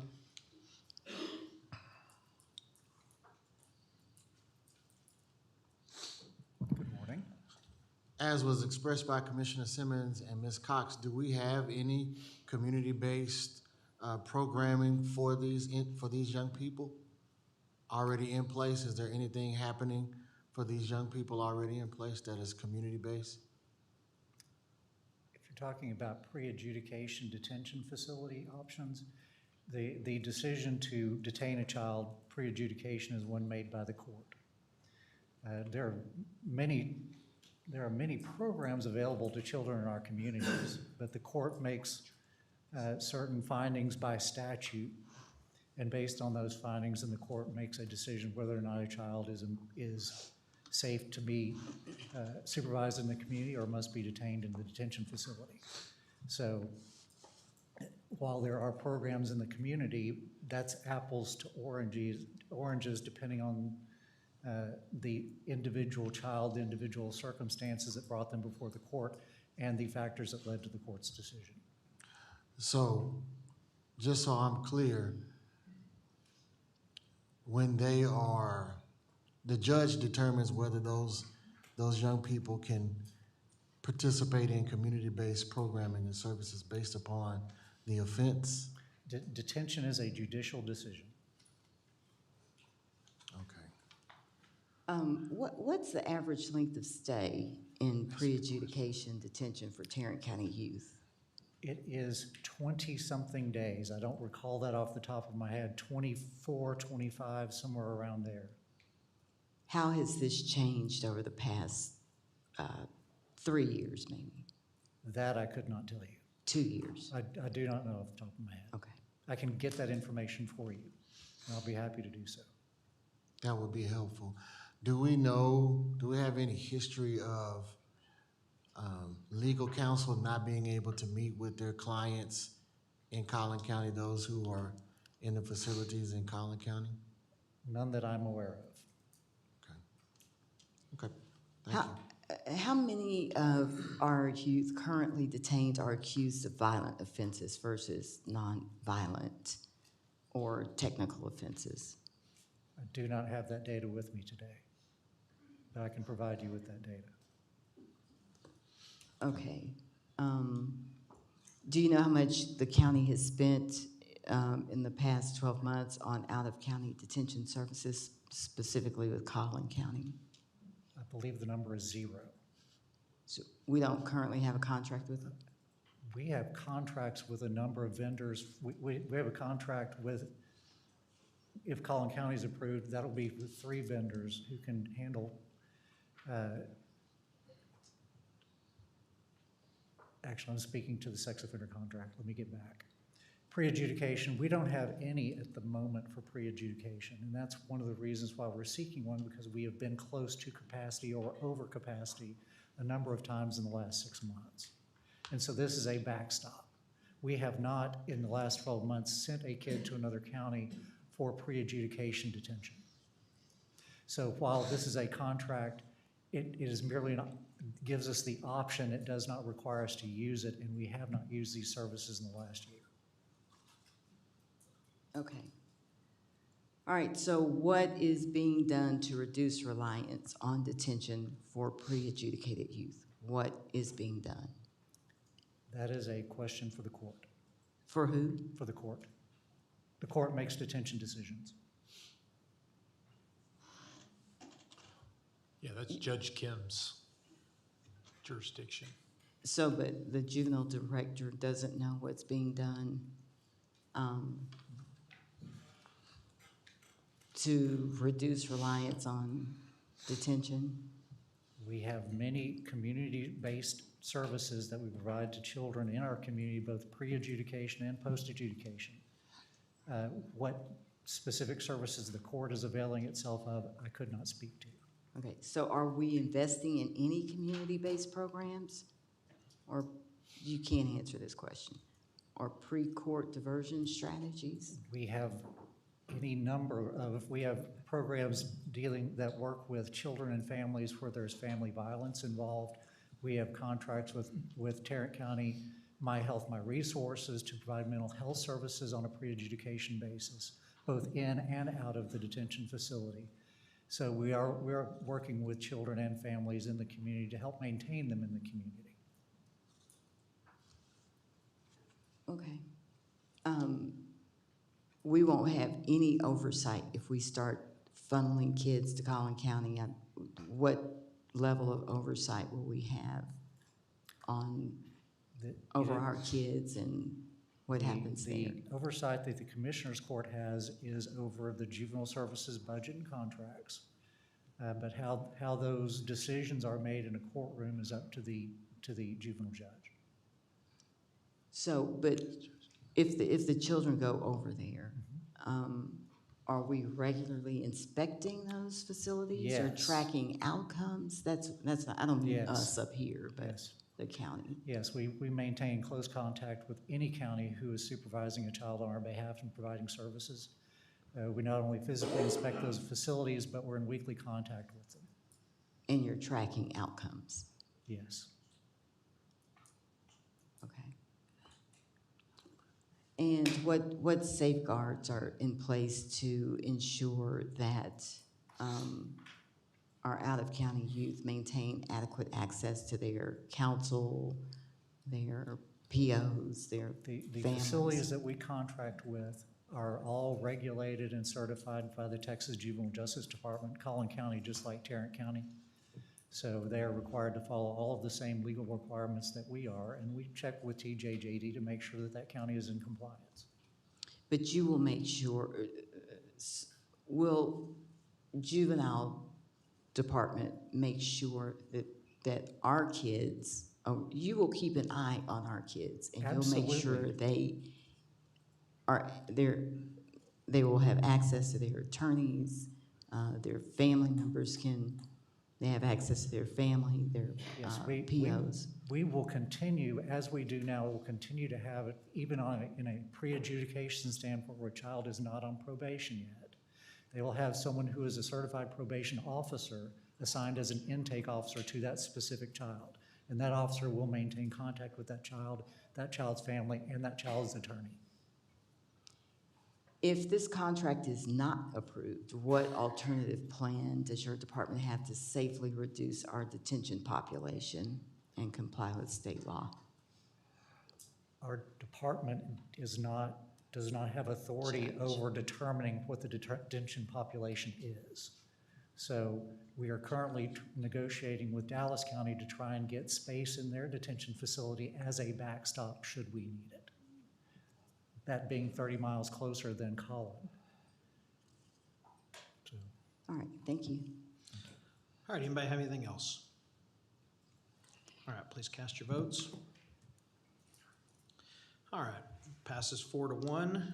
Brings us to item N5. N5 is consideration of fiscal year 26 contract with Collin County for the provision of post-adjudication detention services for youth under the jurisdiction of Tarrant County Juvenile Services. Move approval. Second. We have a motion and a second on this item. Discussion.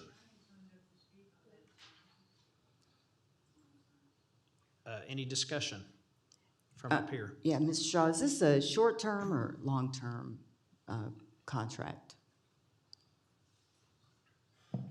So the post-adjudication contract is for services that typically run from 6 to 9 months.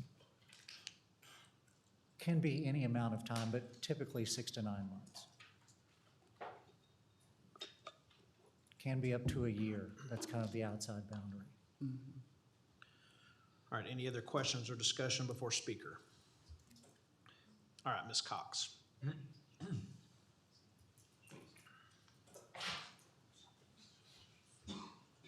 I was speaking to you earlier about the negative consequences to children of being completely removed from all contact with the people whom they relate to, who might be the ones who could draw them back into the community. Sometimes they're neighbors, sometimes they're pastors, sometimes they're Sunday school teachers, sometimes they're high school teachers. One doesn't know exactly who it will be, but there are people in the community who can reach these kids. And this is going to be very difficult for those in long-term detention in McKinney. There aren't even buses. There are no trains. There's no way to get to the detention facility in McKinney if you don't have a car. So what you're doing is depriving these kids for an indefinite period. I don't know. I've not seen statistics on what your average length of stay for a detainee in this facility might be, or whether you have a way of rotating them back so that you can bring them back and have that much-needed family contact before too much time elapses. It would be very helpful to get some turnover statistics and to understand what your chances are of getting some of these kids back. But those who don't have transport, or whose families don't have their own cars, or whose relatives don't have a car, are much more disadvantaged and much more likely to drop through the cracks. And that doesn't have to happen. It doesn't have to happen.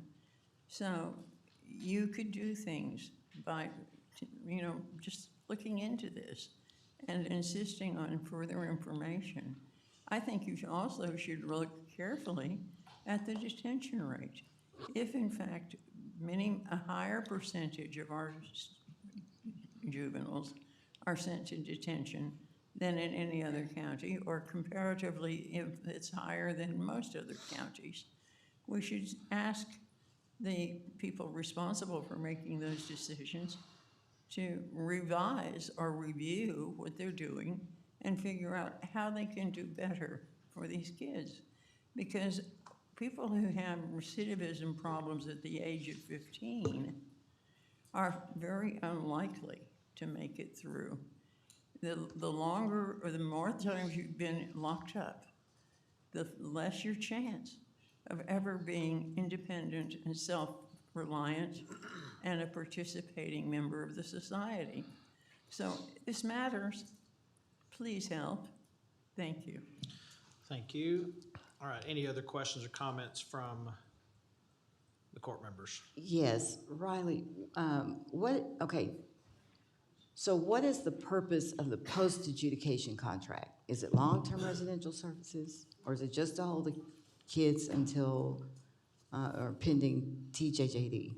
So post-adjudication is typically an in-between step between community probation at home and a commitment to the Texas Juvenile Justice Department.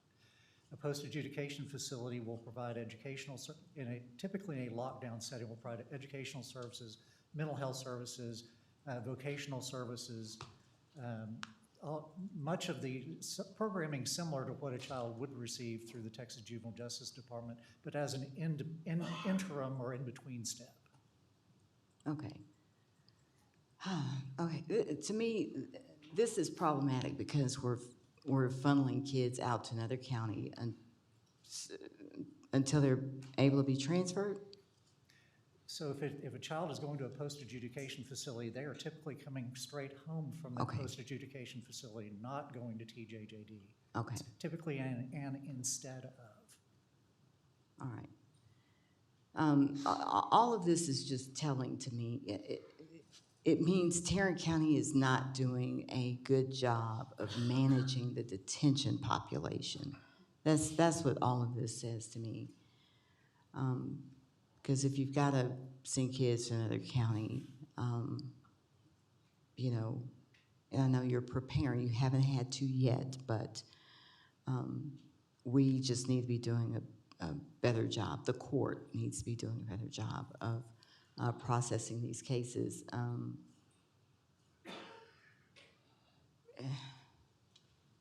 Transferring them opens up more space here. It gives Tarrant County more capacity to hold more kids, and that should not be the goal. The goal should be to reduce commitments, the number of commitments to the state, and lessen the time that we're holding them in Tarrant County and not sending them back home. So that's all I have, Judge. All right, any other discussion? You know, I'll just mention that, as Riley said, you know, the Juvenile Services Department, Riley included as a chief probation officer, you know, he doesn't control the population, and he can't. But I will say this, he's very, very active on the state level, trying to get creative community program grant dollars. And there's millions of dollars every single year that JJD disseminates throughout the state to those alternative programs, and they continue to ask, please give us more creative programs, please give us more options. So that's a continual discussion. pre and post are two completely different things, as Riley said. And you are correct. Tarrant County accounts for about 30% of the entire wait list in the state of Texas, just our county. But we're also the largest county in the entire state without a post-adjudication facility of our own. Dallas has one, Cullen County has one, Harris County has one. And so our next step, if we don't have a post-adjudication facility, and we want to have that in-between step, it's called regionalization, keeping them closer to home. If there is no post facility, then the judge either has to send them to another post facility if they'll accept them, or he has to commit them to JJD, which they could go down to, they could be spread all over for the JJD facility. So at that point, I think the post facilities are necessary only because they provide so much more comprehensive service and programming. They actually provide JJD level programming that the kids are sentenced to or sentenced for, and it's a better step than holding them in a population of kids that are being held by the county pre-adjudication. So the post facilities are a step that the legislature really wants to focus on, simply because it is that in between. It's not a commitment, but it also functions if you have kids that are on the wait list, if they are committed to JJD, that they can go to a post facility where they are closer to home if you have one, and you're not in state custody at that point. I mean, the state still compensates all of these counties that are holding them in post facilities. They still pay the daily rate because they're technically in state custody, but they're being operated closer to home. So that's the nuance. So I think the post facility, the conversation that needs to be had is how Tarrant County's never had one of our own. And some of the others do have space available. And right now, I know JJD's looking at coordinating more closely with all the counties that have them, basically to say, look, we have X number of beds available, and these services are what our facilities provide. It's a very big system, and there are a lot of independent parties that are working towards it, but I know the crux of this issue is that Tarrant County doesn't have a post facility. So. All right, any other comments? So I do have the post is where they go before they're released, right? Yeah, the post facility, they've been sentenced already by the judge. So they're not in county custody. It's just like going to state prison, right? Except the post facility are regional facilities that are technically closer to home, and they get the same programming that they would get at these other facilities. And I will make one note, the reason why there's such a wait list on JJD is the acuity of the kids that are getting sentenced. I mean, I think the stat I heard was 10 years ago, it was like 40 to 50% of the kids in state custody were in there for murder, aggravated sexual assault, or something like that. Mm-hmm. Nowadays, it's like 90%. So it's the acuity that the state's holding, not in the post facilities, but in state custody. It's just shot through the roof. So, that's why there's a nuance between each facility and kind of a leveling. So I guess for me, hearing the dialogue between Commissioner Simmons on the last item that we voted on, and I should have voted against it, so my apologies. My concern is, it sounds like a lot of this is at the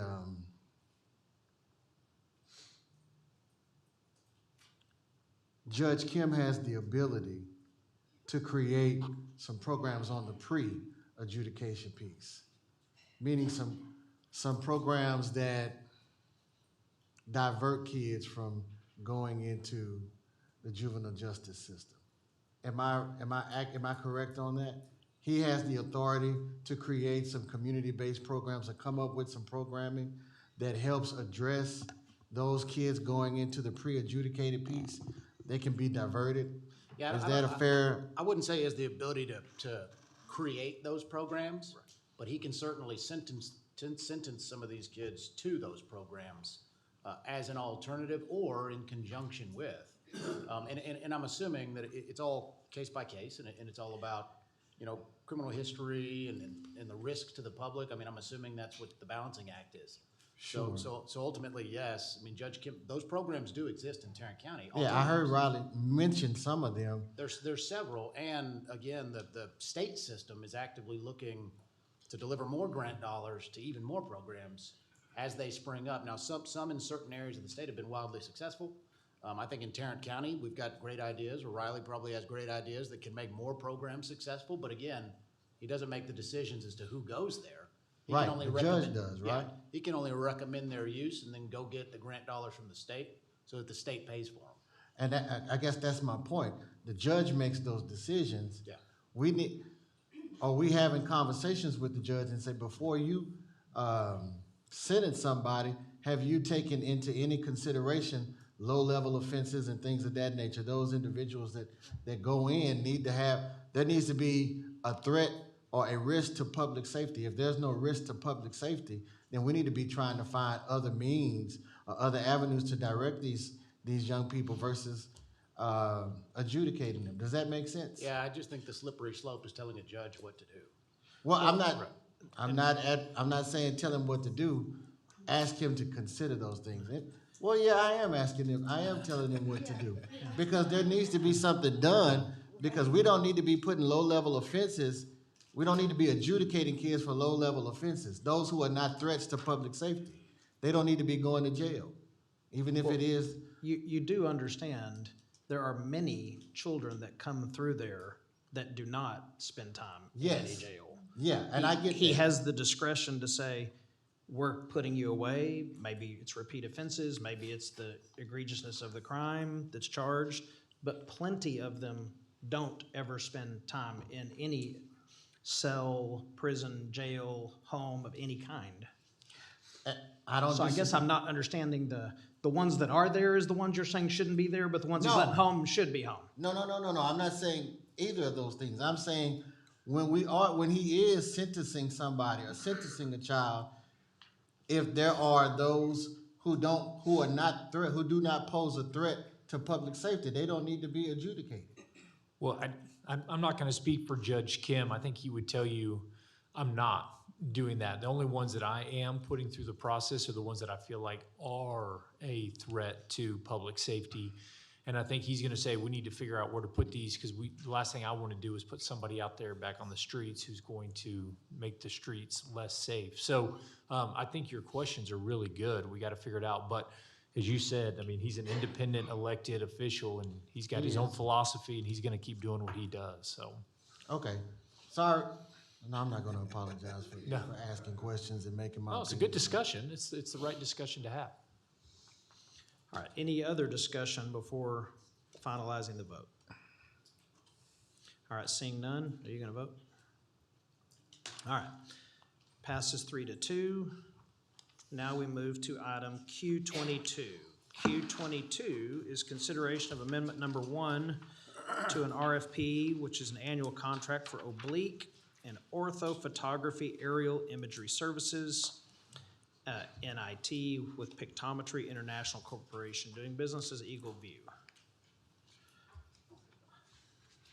There's one speaker. Do we have a motion on this item?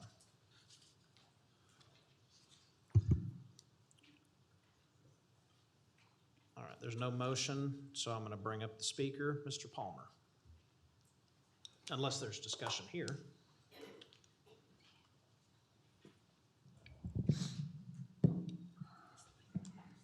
Or you're passing them out, is what you're doing. Ready when you are. Yeah, you're good. Discussion, okay. This caught my eye. This is technology that allows you to see from above, either satellite or drone.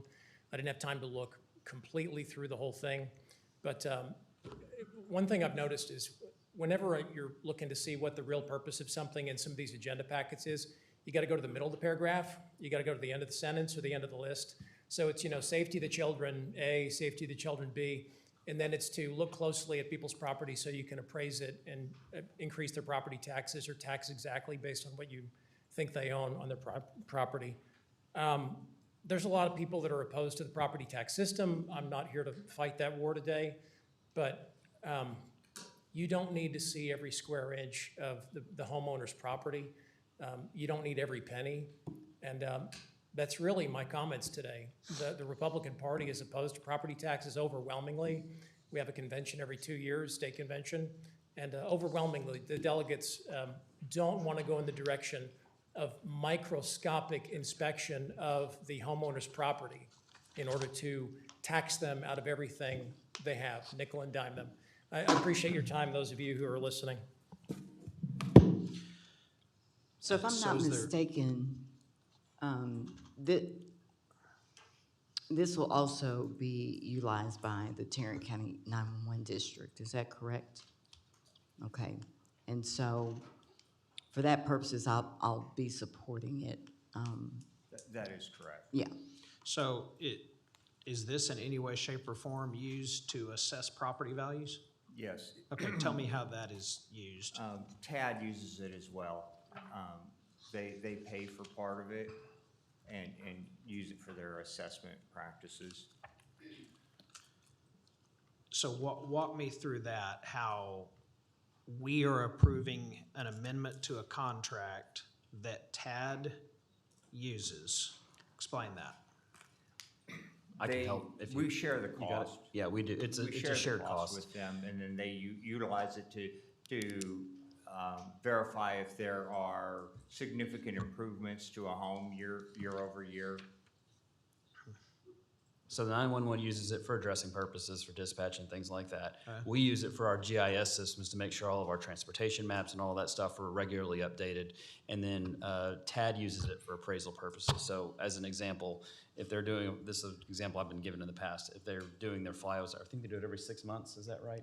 I believe so. Every 6 months, they do flyovers. If they see a roll-off on a driveway, that might trigger an appraisal because they see that maybe improvements are being made or something like that. I'm sorry, what's a roll-off? Sorry, a dumpster, big roll-off dumpster that's Okay. sitting in a driveway would indicate there are improvements being made, and TAD may go out and review. That's an example I've been given in the past on this, but it's a cost sharing. All right, I understand what it's used for. Now my question is this: can you explain the mechanics of how we're approving something that they help pay for, we help pay for? Yep.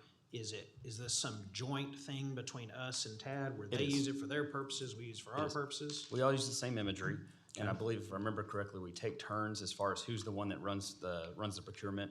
So 1 year we'll do the procurement, 1 year 911 district will do the procurement, 1 year TAD will do the procurement. Because we're in the contract term of the last time that Tarrant County actually ran the procurement, this amendment comes as part of our agreement, and then 911 and TAD are, in a sense, buying off of our contract or sharing in our contract costs for the imagery. Does that help? Yes. Okay. Can I vote for 2 out of 3 of those entities to have that technology? Because like Mr. Palmer makes a Yeah, good I don't point. I don't disagree want to with make that. it easier for them to raise people's taxes, but I certainly want 911 in the county to be able to use it what they use it for. Chandler, are there any other municipalities that share in the cost, or is it just Tarrant County? I believe it's just us. I don't know of any others that have shared. I don't know if that means they have their own aerial imagery or how they do it, but that's a question we could get answered, sir, if you like. So would you characterize it as, and I should know this, would you characterize this as us subsidizing TAD's use or TAD subsidizing our use? I wouldn't look at it as a subsidization. I'd use it as a shared cost for the same imagery that's being used for 3 different functions by 3 different governmental entities. What's the third one? The 911 district? Yes, sir. Okay, so this particular amendment would allow this imagery to be improved, upgraded, made better. If we fail this thing is still there, and it just won't be improved technologically. That'd be my understanding unless Russ has Is that any, accurate? any different comments. But this was only an amendment to use the upgraded resolutions that are now available that weren't available when we originally procured this agreement. Okay, so I'll have to verify that. I don't think that's correct. I think this is our annual contract. well, it says consideration of amendment number 1. So that doesn't sound like approval of an annual contract. Melissa may be able to shed some light on this. It's just the approval. Okay, Chandler was correct. It is just the enhancement. Okay, and then what the total contract cost that we pay annually for this service/product, what is it? That is not in here. There was no cost to this action. I understand that. That's not what my question was, I though. don't have that handy.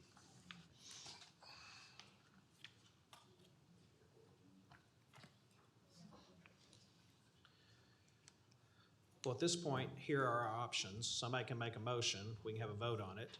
Option number 2 is we can table it till next meeting. Option number 3 is we can move past it, go to the remaining items, and then come back and revisit this before we leave. What is the pleasure of the court? What's the urgency on it?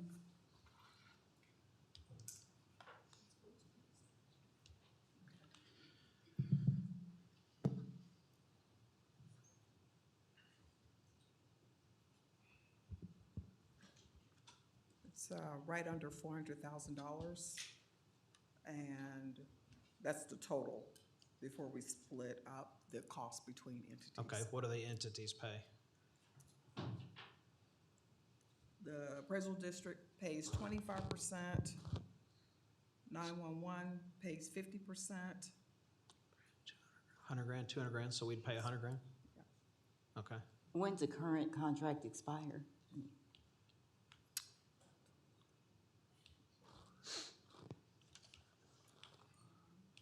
Let's see, term contract, I guess sometime in November. No, it's a 2-year contract. Is this an annual contract? Yes, it was Okay. awarded last November So, for 24 months, and it has 3 options for renewal. So do we have, so what I'm understanding, of course, we're already in the contract.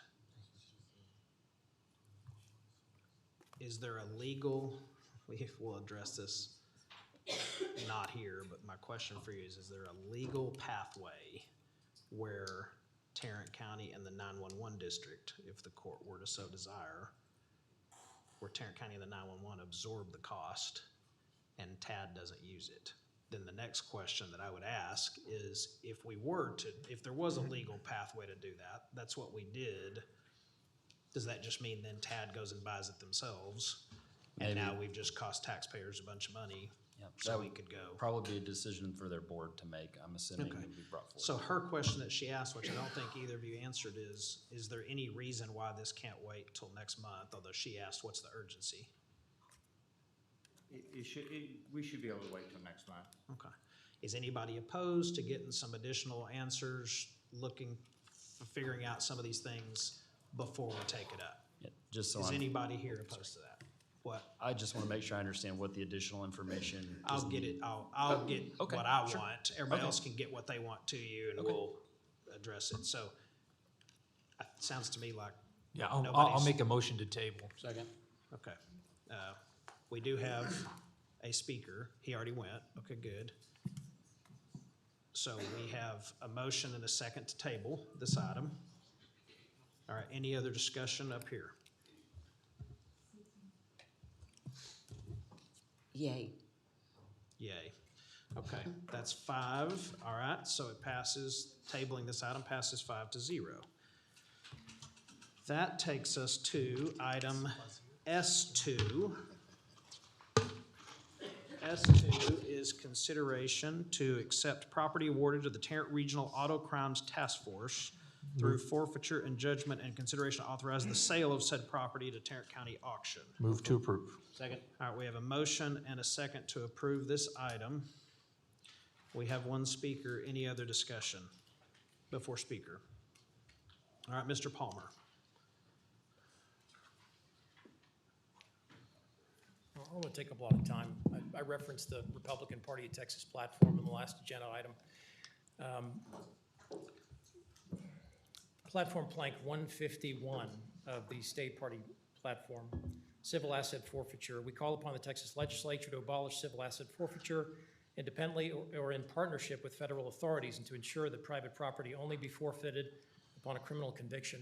So that last part is applicable here. I don't even think we're talking about civil asset forfeiture. This is probably criminal.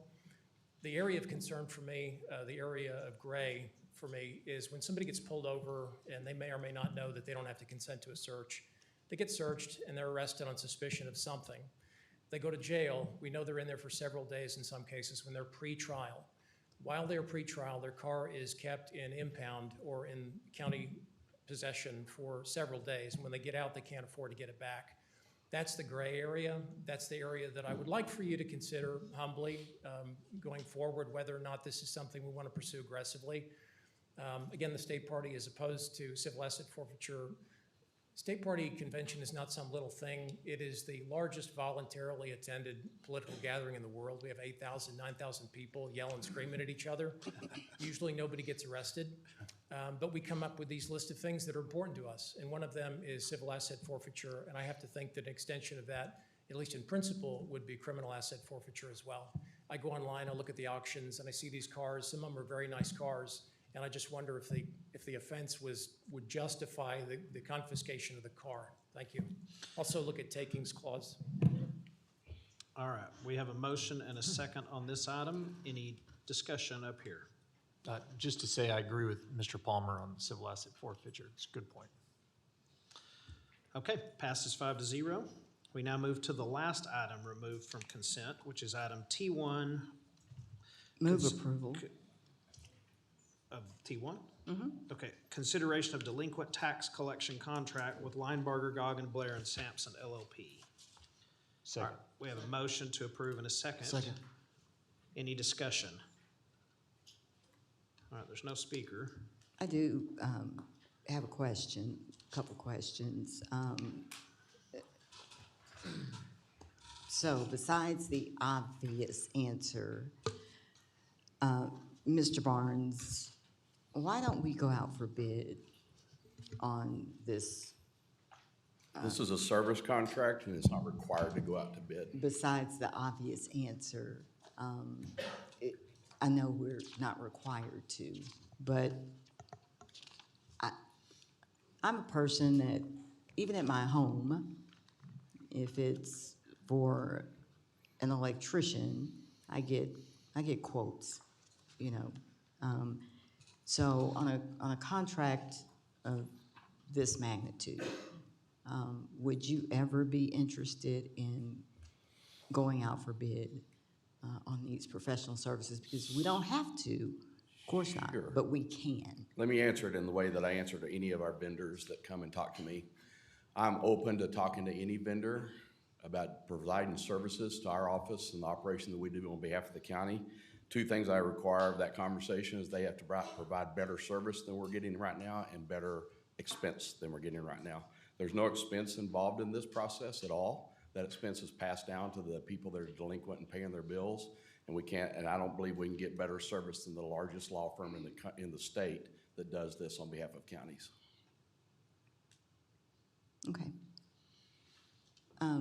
So let me ask a question about, because there was a software contract previously attached to this before last night. Are you happy with Spindle Media, unhappy with it, looking for a new software firm? Make me understand. Well, in the same manner, we're happy, or we would be looking out for somebody new. Just a month ago, 6 weeks ago, you guys signed a 3-year contract on our Correct. request with Spindle Media to continue that relationship.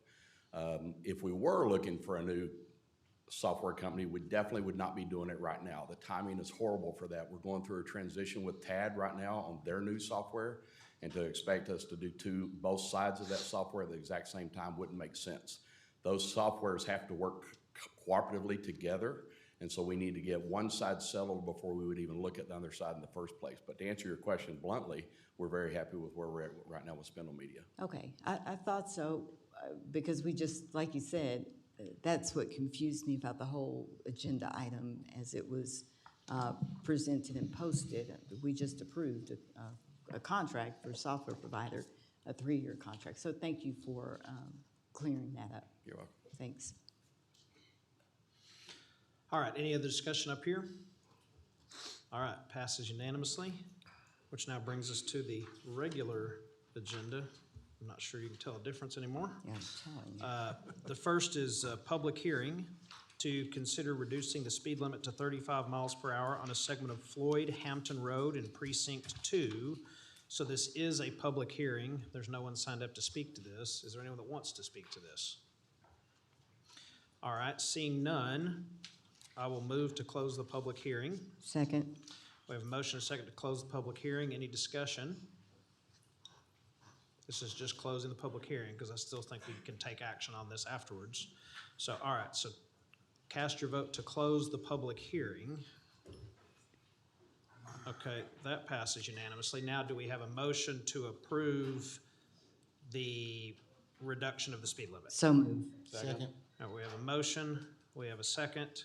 Any discussion there?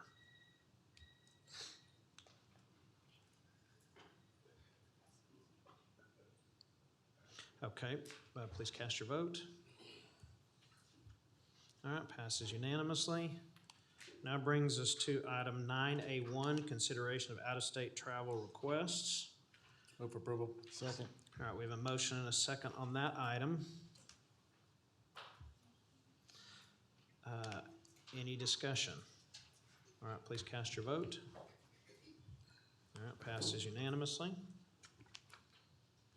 Next, we have consideration of a resolution nominating candidates to the Tarrant Appraisal District Board of Directors. I have a nomination. I'd like to nominate Lee Henderson to the Tarrant Appraisal District Board of Directors. Move approval. All right, we have a motion and a second to nominate Lee Henderson to the Tarrant Appraisal District Board of Directors. Any discussion?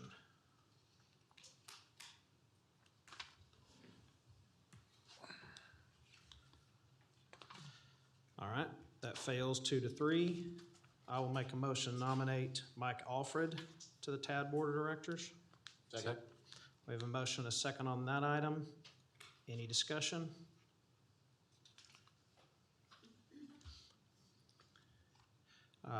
All right, all in favor, please raise your hand. Oh, wait, here it comes. All right, all in favor, raise your, it's, okay, there you go. Okay. All right, cast your votes. All right, it passes 3-2. Next item is consideration of an order of the Commissioners Court of Tarrant County, Texas, approving the Estates at Eagle Mountain Lake Development Agreement and authorizing related actions. Move for approval. Second. All right, we have a motion and a second on this item. Any discussion? Yeah, I've got a couple concerns. Let me pull those up. Commissioner, would you like me to go through the presentation Oh, before yes, ma'am. questions? Yes, That's okay, real quick? Yes. So earlier this year, the court approved the creation of the Bonds Ranch Public Improvement Districts, which include the Capital District and the Operations and Management, or O&M District. And those finance and manage the infrastructure improvements within that particular area.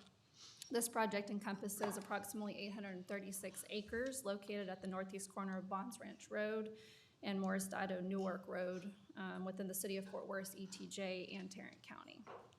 There's several slides in here. I'm going to move through them fairly quickly. But the project features a variety of community amenities, including approximately 4 acres for an amenity center, 6 acres of parks and hike and bike trails, and 124 acres of open space. Additionally, about 36 acres are set aside for a Fort Worth ISD campus and another 36 acres for future commercial development. This particular development will include larger lot sizes with significant off-site water and sewer improvements, including oversizing to accommodate future growth. The agreement also supports the financing of 2 lanes of Bond Ranch Road south of the project and the construction of Peden Road north of the project, along with a 10-foot hike and bike trail to enhance mobility and connectivity in the area.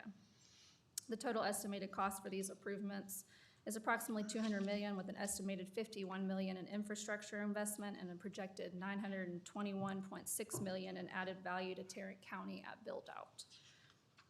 So the proposed development agreement establishes a comprehensive framework for planning, constructing, and financing public infrastructure and amenities. It's about a year in the works. It defines the responsibilities of the developer, the county, and the city of Fort Worth regarding design standards, phasing, and delivery of improvements such as roads, water, wastewater, drainage, parks, and open space. What makes this agreement unique, I'm gonna go through all of these real quick, is that there is no direct fiscal impact to the county. All costs associated with services rendered under the agreement will be paid solely from the developer advances or proceeds from future PID bonds. The developer is expected to request the county to levy assessments and issue bonds secured only by those assessments to cover the cost. And that request would also come before the court at a later date. That is not an action requested today. This particular item has been reviewed by the district attorney, bond counsel, financial advisor, and PID administrator. So at this time, I'm respectfully requesting the court's consideration of the development agreement. All right, questions, comments, or discussion? We already have a motion and second. So I'm interested in the developer reimbursement and oversight. So the developer constructs 200 million in improvements, right? And then is reimbursed through bond proceeds or assessments levied within the district. I'm gonna call it Bob Dransfield. He's the advisor, bond counsel advisor for this.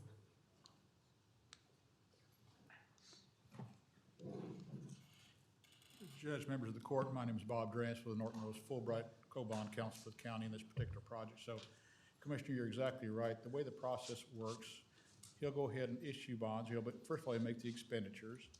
And then if and when bond proceeds are available, gets reimbursed for those expenditures through a cost verification process that's associated with and directly related to the PID administrator who's processing the project for you all. Okay. So this structure is not inherently improper or illegal, but to me, it does create some conditions that are ripe for conflicts of interest if not carefully managed. The large dollar amount, the developer reimbursement model, and shared jurisdiction between Tarrant County and Fort Worth, to me, warrant heightened scrutiny and transparency to protect taxpayer interest.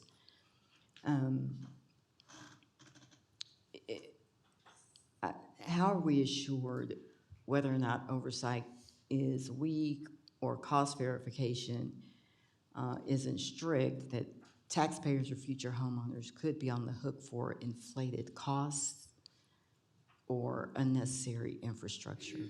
Those are the things that concern me. Commissioner, I guess I would suggest to you that there is an independent engineer's estimate of probable costs. It's based on this, and the whole financing is to be predicated on those actual costs. There are different oversight checkpoints, if you will, through the PID administrator, as well as the cost of the marketplace that says you have to be reasonable, necessary, and customary costs associated with accessing the marketplace when you go out to the issuance of the bonds. And additionally, when it does come time to come back for the issuance of those bonds, and that'll be some time down the road, it'll come back to this court, those bonds will be approved by the Attorney General's office after their review of those. So there are some checks and balances. I don't know if that's going to satisfy everything you're looking for, but I would suggest to you that it's intended to have a pretty close scrutiny and scrubbed pretty nicely by people that have a pretty vested interest in this project. So the city of Fort Worth is going to annex this area At some point in time, yes, ma'am. after the bonds are paid off? That's the plan. Okay. But I would recommend that the county enter into an annexation agreement. Do we have that so that everything is documented An annexation agreement with, with the city of Fort Worth? well, Commissioner Simmons, the city of Fort Worth was unable to be here today, but the developer is entering into all of their standard agreements that the city would require, including, I believe, pre-annexation along with any other normal agreements that they would, expect from any developer that was eventually going to be annexed into the city. Because what happens if the city decides not to annex? that would be a question for later down the road. But after all bonds are paid off, the expectation is that the city is annexing, and that's what all of the agreements are stating. And the county would have to maintain the infrastructure if they for some reason decided not to annex. Potentially. Although that is not the expectation of Of this course agreement. not. But is there documentation? Is there an agreement, a contract that guarantees? That's the pre-annexation agreement. I'm sorry? That's the pre-annexation agreement that they're entering into with the Okay. city. And the agreement states that the city of Fort Worth will provide water and sewer, correct? Yes, ma'am. All right. Have they entered into an agreement on that yet? I believe that they're actively working through all of those. Okay. And the homeowners, they'll have to pay PID fees plus HOA fees? I believe that that will be determined, yes, you're most likely correct, but there will be well noticed in advance before they purchase that property that they're getting this value add for living in this community. And this'll be my final question. What is the developer's skin in the game? The money. They are financing this, and then they're being repaid for this, along with the infrastructure that's going in place. So they do have skin in the game, and they will be reimbursed at a later date if the development happens the way that it's supposed to happen. I mean, they need to keep everything reimbursement and not let the developer, we need to keep everything reimbursement and not let the developer borrow from the PID. And that's the setup, correct? Well, the county's interests our interests are to protect the county legally, financially, operationally, in any other way that we should, not based on whether the developer, opinions of the developer. And in this instance, all of those have been covered very well, I believe, in this agreement. All right, thanks. All right, any other questions on this item? I'll just opine and say, Megan, thank you and your team for such hard work. I mean, I know that this is largely community-driven, the largest HOAs that represent 40 to 50 HOAs in Northwest Tarrant County. This is the exact type of development they want to see. And getting roads built before rooftops come and controlling density. I mean, all of those things are win-wins for Tarrant County. And I think with the changing annexation laws at the state level, where folks are getting out of cities' ETJs and the city can't guarantee, big cities can't guarantee their growth in the future, so they have no reason to invest in expanded infrastructure that far north. This is truly one of the only ways where they could do it. I mean, the city can't spend $200 million to build utilities out there, and we all know, especially in Northwest Tarrant County, the water issues that we have. I mean, groundwater is not the future there. You can't just put more straws in the ground. It's got to be surface water, and the city of Fort Worth is one of the only ones that's doing it, especially in their periphery. So I think you guys have worked very, very hard on this, and I appreciate it. Yeah, All right, well done. anything else? All right, votes are in, passes 4-1. Brings us to item 4, consideration of a commercial contract for the sale of improved property between Tarrant County Hospital District and Tesla Investments LLC. Move for approval. Second. We have a motion and a second on this item. Any discussion? All right, please cast your votes. All right, passes unanimously. Brings us to item 5, consideration of the construction manager at risk agreement between Tarrant County Hospital District and Batson Cook, Texas LLC. You have something? No, You're gonna just shoot out here? No, I don't. Okay. Move approval. Second. All right, we have a motion and a second on this item. Any discussion? All right, cast your votes. All right, passes unanimously. It is now 12:26. We will take a break and reconvene at 12:35. We are now in recess.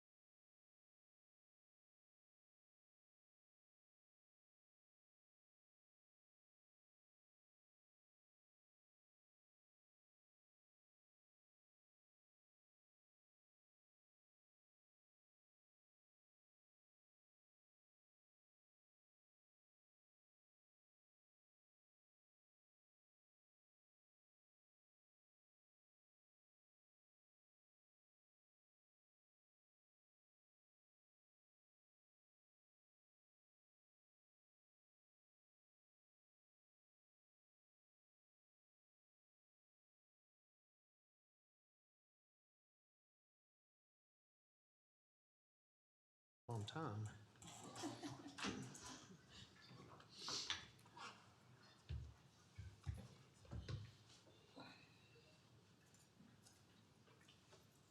That's a good one.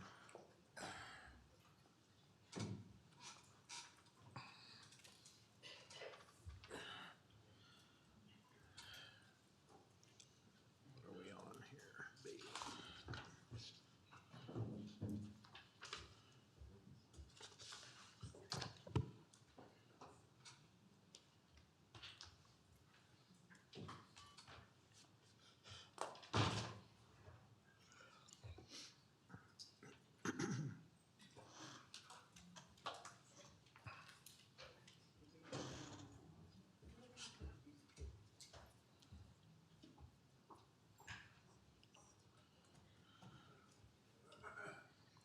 All right. All right, we are back. We are on item B1 from Budget and Risk Management, consideration of a contract between Tarrant County and Center for Transforming Lives to administer the fiscal year 26 Community Outreach Fund. Move to approve. Second. We have a motion, second, whichever. And any discussion? There is no speaker, so any discussion? Yes. Okay. During the August 5th Commissioners Court meeting, I emphasized that Tarrant County must maximize the amount of funding that directly supports individuals and families in need of rental and utility assistance. The previous model only funded about 30% of applicants. Rent assistance, utility payments, and emergency relief are not optional services. They are lifelines for residents facing hardship. These are people who may be on the brink of eviction, living without electricity, or forced to choose between groceries and medical care. My vote on that day was guided by the trusted relationships I've built throughout my career. I have full confidence in the Center for Transforming Lives and their ability to effectively distribute the $2 million in assistance funds to our community. Under the leadership of Carol Klochik, who brings over 25 years of experience in community support services, Center for Transforming Lives has consistently demonstrated a deep commitment to Tarrant County residents. Their track record shows that they have the internal controls, staffing capacity, and accountability systems necessary to process applications quickly and ensure that assistance reaches families within 5 business days of eligibility verification. An important part of public service at any level of government is oversight. As elected officials, we have the responsibility to monitor how public funds are managed, ensure that taxpayer dollars are being used efficiently, and verify that the intended impact is achieved. I'm committed to ensuring that the resources allocated through this contract are distributed properly, transparently, and without delay.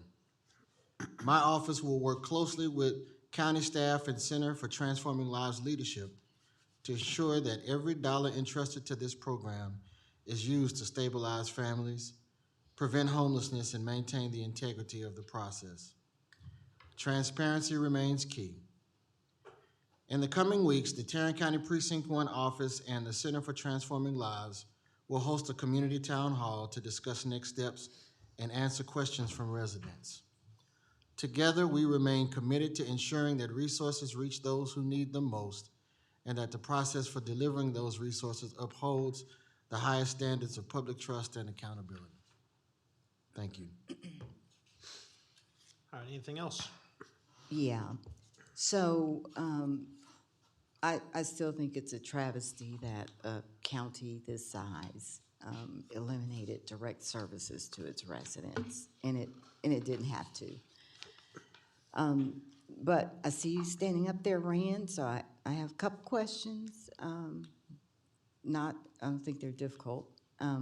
How were existing clients and applicants notified about the cessation or ending of the Tarrant County Human Services Department, and how are they notified, and what's that look like? Sure. So based on today's determination by the court, a letter will be sent out tomorrow to our existing clients.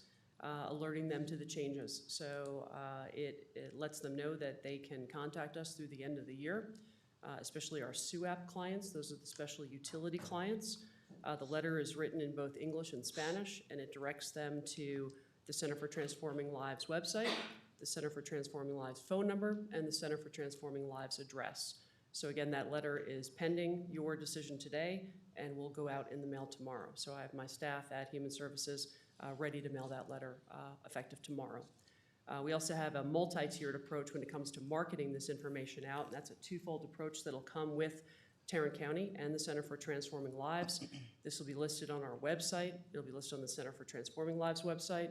Center for Transforming Lives has a multi-point marketing plan that includes liaising with a number of their partners throughout the community, dozens and dozens of fellow human service organizations that they will liaise with to make sure this information is well shared. We will also share this through 211.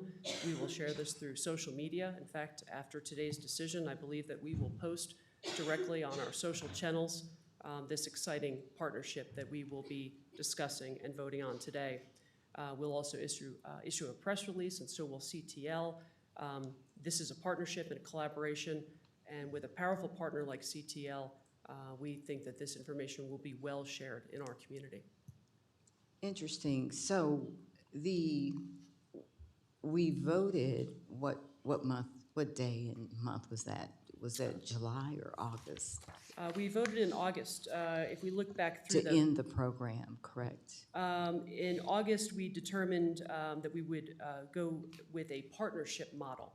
And that was on August the 5th is when court decided to go with a partnership model for rent and utility assistance. Okay, so that was August, but have those clients been contacted at all since the August 5th decision was made? It's been business as usual. So we have been continuing our partnership with local residents in need of rental assistance and accepting their applications. We also have SUAPs that continue through the end of the year. So again, SUAP is Special Utility Assistance. And those clients are allowed to give us their bills as long as they're post-dated by November the 30th. So for us, it's been business as usual. And then we'll have a go-live date, which is mentioned in our letter to our clients. The go-live date with Center for Transforming Lives is November the 1st. So there's not been a gap in services at all? Absolutely So the not. people getting rental assistance Correct. and our SUAP clients Are being served. today Yes. are being served. When do SUAP clients give you their utility bills or apply for that assistance? So that's a calendar year contract. SUAPs are done typically from January 1st through the end of the calendar year. Okay. And again, their final bill has to come to us either by mail, postmarked, or delivered by 11:30, and then we'll pay those bills through the second or third week of December. Okay. And how will clients' records and data be transferred over to Centers for Transforming Lives? The only client data that will be transferred, and this has been discussed with the CDA's office, so we know we have permission, within their application packet is a consent agreement where they consent to have their information shared with outside nonprofits and other partners. There'll probably be only about 30 or 40 rental assistance clients whose records and data will need to be moved because we will have processed everyone else. So between this week and November 1st, when Center for Transforming Lives is ready with their go-live date, we'll only need to transfer about 30, 40 clients. And that's because we've been working so efficiently and getting everybody paid out as best we can, that those will be new applicants that we will successfully transition over to CTL over these next couple of weeks. So, for example, how many rental assistance clients did you have in Human Services? Just in the last month, I think we paid rent for about 30 families. But in the whole program, so in a county this size, we were only serving 30 families with rental assistance? I can get the final number for you for the month of September, for example, but based on our application and based on clients' ability to share back information, It's a pretty laborious process. They have to give us a lot of information. The majority of clients who don't qualify for rental assistance don't complete our process. So that might include sharing their W-2 or 1099. So there is a lot of information that clients don't share with us, and that's when we have to end the application process. So on average, each month, you're helping how many people with rental assistance? I'd have to pull the exact number for you, Commissioner. I'm happy to do so. It's between 30 and 40 clients with rental assistance a month. Utility assistance has always been much higher. And what's that number about? I think in September, I believe it was 100 clients. Okay. All right. Will Transforming Lives hire, rehire any of the staff that worked in human services? We can certainly share with our current staff members that they do have either 2 or 3 FTEs that'll be brought on board. More than happy to share that. I also would like to share that our Human Resources Department has been working actively and weekly with our staff members. Many of our staff are moving on to other jobs within the county. Just learned this morning that one of our staff members resigned for a position over in Precinct 2. So we are trying to get jobs for our staff members, and if they qualify for CTL's jobs, then we'd be more than happy to get our staff members in front of CTL for consideration. That's it. Thanks. Thank you. All right, anybody else have anything? All right, vote is in, passes 5-0. Brings us to C1, consideration to approve changes to voting precinct boundaries and authorize the elections administrator to publish written notification of approved changes to voting precinct boundaries. Move for approval. Second. We have a motion and a second to approve this item. Any discussion before speakers? Yes. Go ahead. Go ahead, sir. No, go ahead. I have a, Go ahead. so this is the mess that the state made, and now we have to clean it up. We're obligated by law to make sure our county is in compliance with the maps passed down from the state legislature. And our elections administration and their team have worked to make sense of what the state legislature did, and this has been and continues to be nonsense. But you know, I'm not gonna let this go by without acknowledging what a shame this is, and we're here today because the new Texas congressional map, that's House Bill 4, was drawn up in a way that just doesn't respect the people of Tarrant County. The people here show up to the polls, rain or shine, and they deserve clean, clear voting districts. And so we're forced to redraw 12 whole precincts. Why? Because the hidden map maker carved up our communities without common sense, and when you draw lines to protect politicians instead of protecting the electorate, you end up with a hot mess like this, and it falls on us to clean it up. So we're using our local resources and precious time to undo the confusion that the state created. The congressional redistrict plan is disruptive.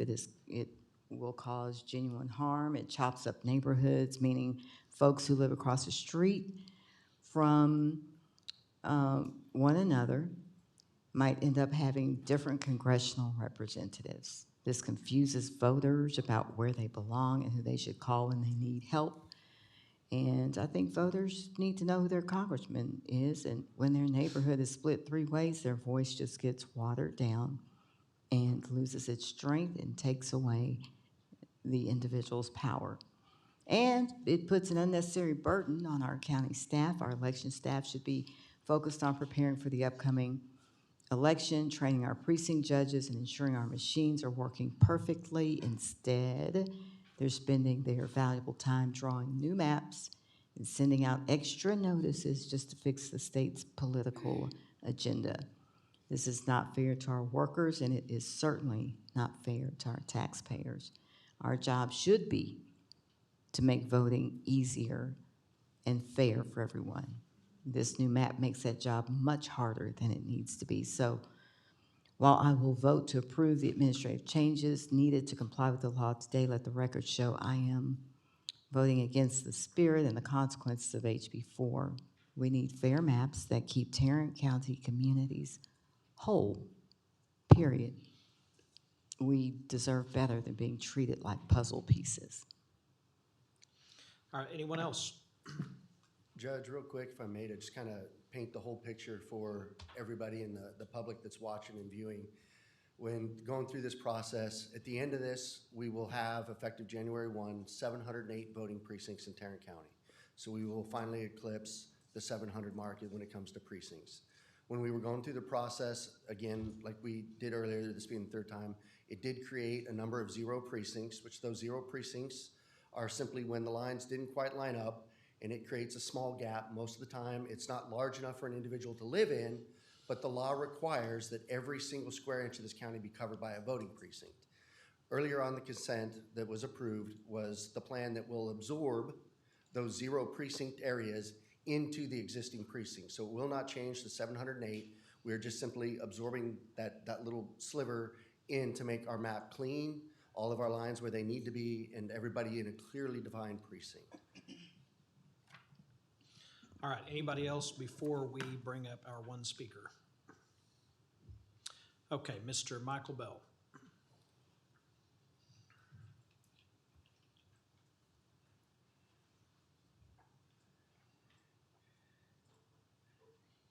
This court, your voting bloc has been alarmingly effective in disenfranchising black and brown voters.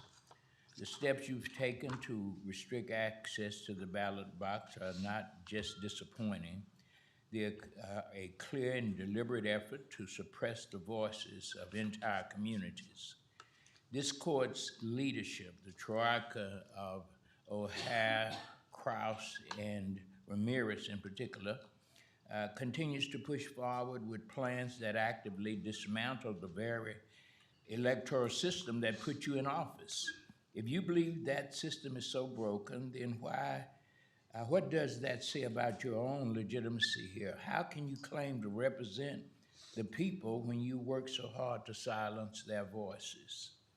The future of our democracy demands that you uphold your responsibility to ensure fair and equal access to the ballot, not undermine it. This court owes the people of Tarrant County transparency, integrity, and respect. It's time for you to be accountable and stop dismantling the very system that entrusted you with your positions. All right, anybody else have anything from the dais? All right, seeing none, the votes are in. Passes 5-0. Brings us to item D1, consideration to designate Building 1500 on the Resource Connection campus as the Tarrant County Sheriff's Training Academy facility and rename said building the Sheriff John B. York Building. Move for approval. Second. All right, we have a motion and a second on this item. Any discussion from the court members? All right, seeing none, Geraldine Cox.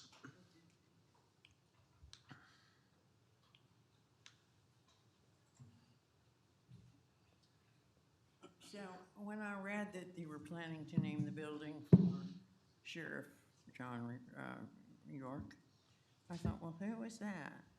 And sure enough, the website for Tarrant County, the Sheriff's Office, has a little bio on the sheriff. And he's most famous for the way he died. He was stabbed 17 times, allegedly, while sitting in the office of a lawyer. And he dragged himself up and walked out and followed the guy who stabbed him and killed him. And then they both died, which I don't find to be the most inspirational story. It was during the Civil War, and the account reports that there were many witnesses had different stories. So you got to kind of pick one. And I think we could probably find an inspirational story about somebody a little more contemporary that wasn't really a story about revenge killing. I don't know that that's the best myth to name your training facility for. And I don't know who picked this sheriff, but I'm suggesting that this is probably not an emergency matter, you could put up for consideration and nomination other names for the building, because I think there is an importance, a kind of importance about the myth that we attach our public structures to. And we could do better than a myth. I bet you can find some real heroes among more contemporary law enforcement people. They might be more everyday heroes. They might just be the people who stand out in traffic and run the risk of being killed to keep the rest of us safe on the road. But I'm asking really that you just kind of put off voting on this one and open the process. Perchance there are members of the police or the sheriff's office or, you know, people who work there who would like to be part of a nominating process within them, among themselves, to come up with something better. That's all I have to say about it. All right, any other discussion from the court? Because the agenda was kind of lengthy, I didn't have a chance to research on this gentleman.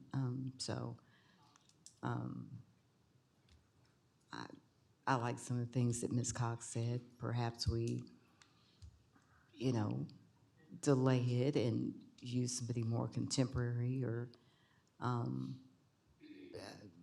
do a nomination process or something. I'm not sure what the urgency is, but you know, I've sat up here and Googled. I've found, not sure if it's the right Mr. York, but just because I'm sitting up here Googling, but if he's a slave owner, was a slave owner, I'm probably not going to support that. So I'd like to do some research before. So I'll abstain. All right, anybody else have anything? All right, so the vote is in. It passes 3-0 with 2 abstentions. Brings us to item E1, consideration of changes to the table of organization, medical examiner's office. Move for approval. Second. All right, we have a motion and a second on this item. Any discussion? All right, please cast your vote. All right, passes unanimously. Brings us to purchasing. So I don't see any speakers, items F1 through 7. Does anybody have any issues or questions on F1 through 7? All right, I'll move to approve purchasing items F1 through 7. Second. All right, we have a motion and a second. Any discussion? All right, please cast your vote. Manny, you gonna sit this one out? All right, passes unanimously. Brings us to item F8, which says something. Annual contract for jail staffing services, Sheriff's Office, Recana Solutions LLC. I will move to approve this item. Second. We have a motion and a second. Any discussion before we have speakers? Yeah, where's the contract? Like, what are we approving? We're approving the contractor at the rates provided. There isn't an additional contract. Say again? There's no additional contract. No, there's It's no just our contract. terms. It's just our terms, yes. So our terms, do we just verbalize them, or where's I see these little spreadsheets. Where's a contract document approved as to form by the district attorney's office? What? Yeah, there's no additional contract. They accepted our RFP terms, and then they proposed rates, and the rate sheet is in the attachment. So after you scroll down past the. I saw it. Okay. I don't see a contract, though. I see a bunch of little bitty spreadsheets. An agreement or something. Yes, so the RFP is the agreement, our RFP, Tarrant County's RFP. All right, where is that? You didn't attach it, right? No, the vendor agreed to it when they submitted, Okay, yes. So but I don't get to see it if I'm supposed to approve we something? normally don't post our agreement. It is available it's available online to the public. Oh, okay. Because I'm sitting here trying to figure out what we're approving, because I just see little hopscotch blocks of spreadsheets. So why a private company? How can a private company provide the staff and we can't provide it? We can't. It's probably a question for the sheriff's office, I guess. Well, we do have Chief Herklotz here available for questions if needed. So, Chief. Hey, Chief.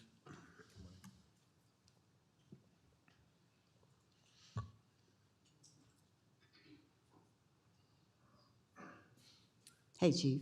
Good morning. Hi. Afternoon. Sorry. Yes. So why can a private company provide staff and we can't? So when we were looking through the proposals, this company has a far recruiting reach that we don't have. So they look for sources all over the state, and then they hire them, they bring them to us, and then if we like their staff, they will be licensed, then we have the ability to hire 5 of their staff. I don't know what the frequency is, but basically it will allow them to bring staff to us. If we like them, then we can bring them on board and they become Tarrant County employees. Okay. And this group did Operation Lone Star along the border in Texas, and they were able to bring people from all over the country and get them licensed and find folks where we're kind of centered around, the Dallas-Fort Worth Metroplex. So their reach is probably a little further than where we go or able to go. So to be clear, they are licensed already. They're coming in licensed, TCOL certified, they're trained. Correct. That's part of it. They had, I believe, a 60-day ramp up. They said they could get them hired, bring us the folks, and they will be licensed. That was part of the agreement. There's no training on our part. The only training will be probably what we call FTO, where we will stay with them, train them what our rules are. They'll follow the same policies, procedures, everything that our staff do. It will just help us combat our vacancies. All right, taking a look at, so what will this cost us annually or something? How many people do you intend to bring in? So I believe the contract was 50. I don't have the numbers in front of me, and somebody else may be able to tell you that. But It's a minimum of 50, and that's broke out between sergeants, lieutenants, and detention officers. Oh, okay. Now, looking at, this is different up here than it is on the computer. So the hourly rate for detention officers is $30 an hour. Is that what we pay people now to be? So I'll defer to Helen on this a little bit, but just high level. I asked the Budget and Risk Management Office through our Performance and Data Analytics group to do an analysis of this to make sure that the pricing we received was something that made sense for us. What we found, tell me if I've got this wrong, Helen, but basically if you look specifically at the 3 levels of employees, lieutenants, sergeants, and detentions officers, lieutenants and sergeants are less expensive than our total burdened staff here locally, but the detention officers are about $4 an hour more expensive. However, once you take a total burdened look at all of the overall cost for our staffing, including TCDRS, retirement benefits, all that, and workers' comp claims, it actually comes out to be a cost savings for us to use this staffing company in lieu of the fully benefited and burdened over staff of Tarrant County. And if I've gotten any of that wrong, Helen, please feel free to add into it. $30 an hour for detention officers, right? For their side, our side, which side? Our side. Our side, No. For detention officer, all included is $50 an hour. All Okay. included, that's I'm pod sorry. pay. For the individual's pay that goes into the detention officer's paycheck, are they getting paid $30 an hour? I just told you $50 $50 an hour, okay. Including everything, not just necessarily in their paycheck. This is It's also. their fringe, Yes, it's their TCDR, retirement, insurance, Social Security, pod pay, all the things incorporated into it, so that we were looking equal to equal, and it's $50 an hour. Theirs is just a tad more than that. And then you add in the workers' comp, which is approximately, the savings that it could bring is approximately $450,000, because they're responsible for the workers' comp on the employees that are still under them. who, the staffing agency? The staffing agency, yes. Okay. So here it says $30 an hour, markup 125%, so the bill rate is $67.50 an hour for detention officers. So that's what we're paying the staffing agency Correct. per, They pay their employee and then theirs, administrative fee. Which, that's the comparison to the 50+ an hour that we're currently paying for all encompassing costs for a detention officer. And including overtime, because the majority of the staff works overtime. so in my observation, like, so my question is, you're new, where have these staffing agencies been all of our lives? Are they gonna solve the We had the not looked at a vacancy problem? staffing agency. We had not looked at a staffing agency before. Right, so before when we did this, it was titled Jail Management Services, and that's when you get more of the LaSalle's or groups like that want to come in and do a total operation. Well, the way structurally our jails are set up, they're not set up that way. We don't have independent jails. You know, food is delivered to certain jail organizations because they don't have a kitchen there at their facility. So what we found through the first RFP process was a lot of those that were responding to what we wanted were more jail management companies that want to take over the entire operation. What we found, though, is we don't really have a jail management problem. We have a staffing problem. We have approximately 185 positions open, I think, as of right now. 176. 176. Oh, gone down a little. Good. So that's better than I thought. So anyway, the way to think of this more than anything is a recruiting tool. So as the chief mentioned, part of what this group brought to the table is the fact that they have sourced licensed officers from not just only over the state, but over the country. One of the things that they offer as an incentive, and again, correct me if I get this wrong, but if they're bringing someone in that's from out of the region, they actually will pay for the first 30 days of that individual to live here, get them settled. That's part of their recruiting tools to get those people to come on board. And as we said, after a certain amount of time, I think it's 90 days, but I'd have to look back at the RFP document, we have the ability to hire those individuals. So the ones that are bright and shining stars that we really like, we put them through the academy and they become employees of Tarrant County. Okay, back to my statement. Where's the staffing agent? These staffing agencies been all of our lives. We've always had shortages. Is this something innovative? Is this something the county has just missed? And we're glad you're here and you're bringing this to us. Do other counties use these staffing agencies? So I will attempt to answer that. So in my previous life with the jail commission, you know, Operation Lone Star, this staffing company's been around for a while, but jails was never really their world. So when Operation Lone Star got propped up by the state down along the border, then they got into this business. So when they were brought to our attention that this opportunity was out there, that's when the RFP went out. So I knew about them in my previous life. I just never thought about them as being able to help us here. So when they came forward, presented their proposal, I believe it's something that could help us long-term. It will certainly help us maybe fill our vacancies. What other counties use them in Texas? Since Operation Lone Star shut down, I don't believe anybody's using them. At one point, if we'd have been aware of what they did, they had 80 to, what did he say, Chandler? 80 to 100 folks at one time ready to go that were licensed looking for work. We just didn't know about them. So by the time we got around to this process, their folks had already went on and moved on to other lives. So. Okay, we're outsourcing our jail detention officers to Just this small group, ma'am. Just this Houston, small Texas private company. group. Okay. Just this small group. God forbid we have a tragedy in our jail. How will Rakana, is it, be legally responsible for the actions of the sheriff's office? That's a good question for Travis to answer, somebody that does that every day. Sorry to throw Travis under the bus, but you can answer that better than me. Good afternoon.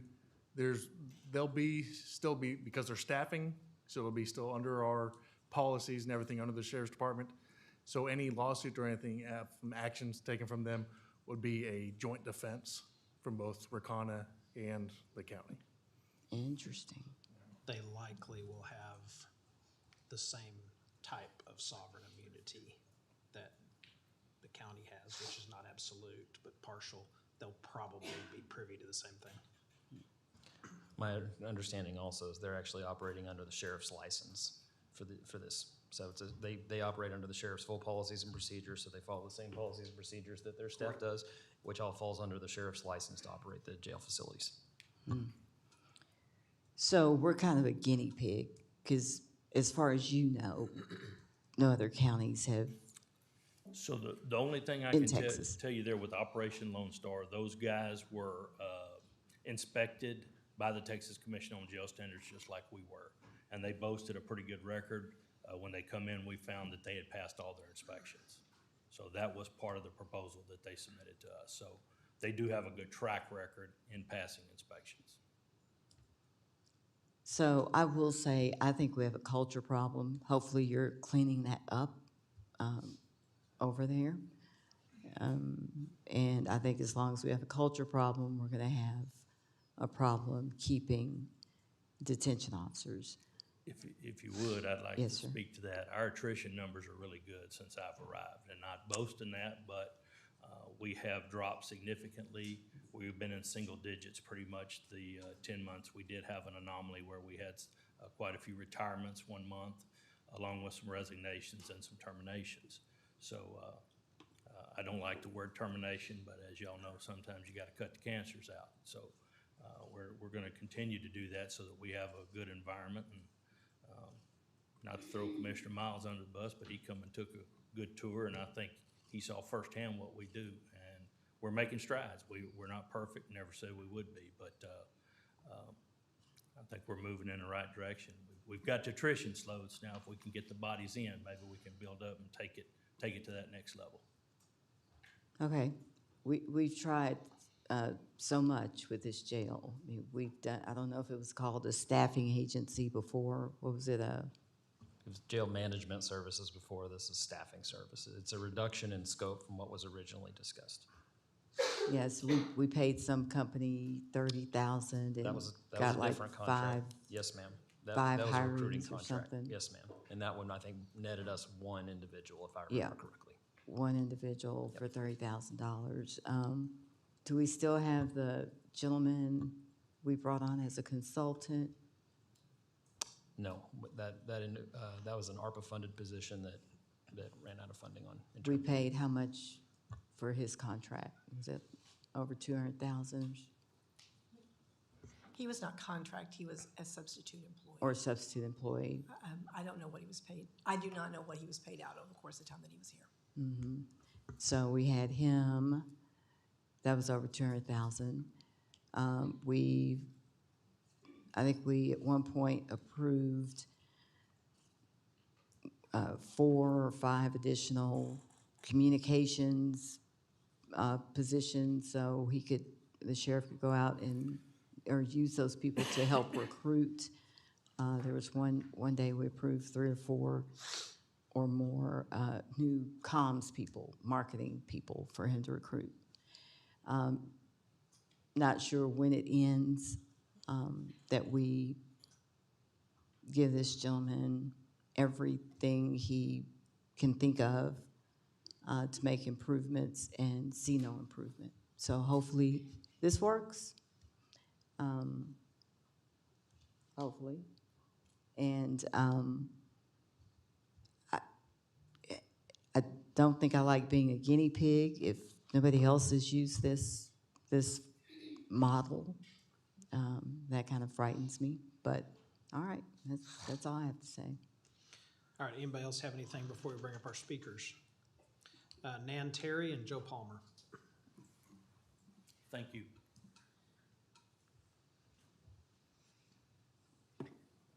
Thank you.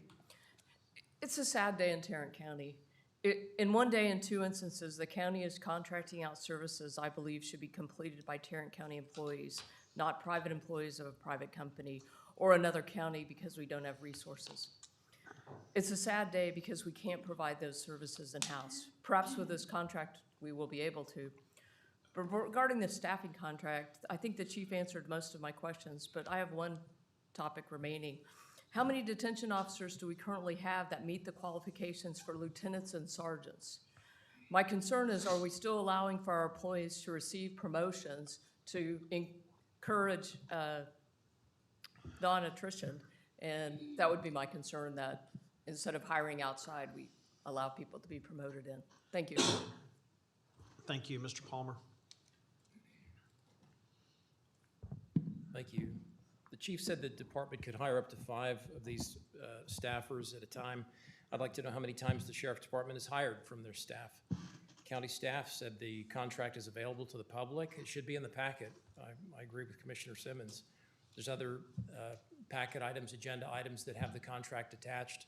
I personally believe that staff needs more time to put the packet together. I think you should go back to 2 meetings a month. This packet is what, 2 inches thick if you printed it? I don't know.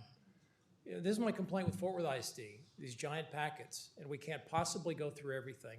Somebody who works for a living, go through there and understand the handful of things that they want to talk about or that they want to understand. So please consider going back to 2 meetings a month. $30 an hour, county staff inquired today for an analysis. That's another reason why staff ought to have more time to put the packet together. Today was not the day to do that. You couldn't have possibly had time to communicate with him about the information he got from whoever he talked to about that. According to the chief, one time 80 of the staff were looking for work. None of them came to work for the Cadillac example here in Tarrant County. Why not? What happens to liability and the county's obligation to represent individuals in wrongful death cases when it involves an agency's employee versus a deputy? You can get 50 people. I'm told the sheriff's department has a bike patrol. Cities can do that. There are certainly an abundance of deputies at these meetings. I don't think the need is here for this much security. I understand that more training would be needed before they could go work at the jail. Need to be asking potential applicants and people who are leaving why they do not want to work for the sheriff's department. Ask the staffing agency to help by asking their staff why they don't want to come back and work here if that's the case. Go find those 80 people and ask them. You're paying somebody $200,000? That's what you said? Get that guy to pick up the phone, go find those people and ask them why they want to work here. I really appreciate it. I'm sincere in my desire for this county to work right. I want the jail to work right. I want to mitigate these deaths. I think possibly the variances that the Tarrant County jails have is contributing to the high number or the low number, the difficulty in finding people to work there. That's my personal belief. Thank you very much. Thanks. All right, we have a motion and a second. Any other discussion up here? If not, please cast your vote.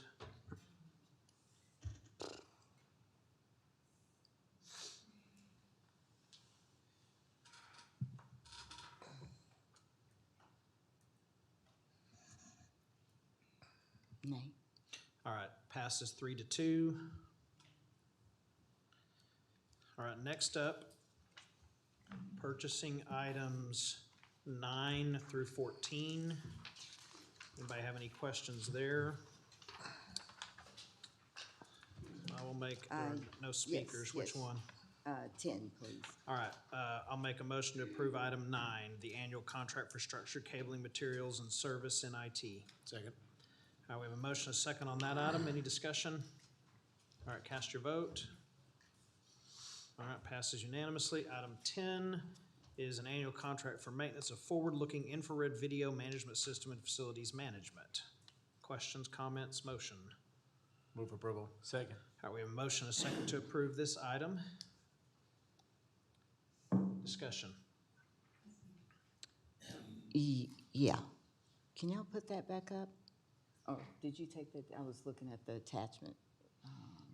Can y'all put the thing where you can toggle between memos, speakers, and things back up? I'll try to go find it. Probably not. I'll pull it up here.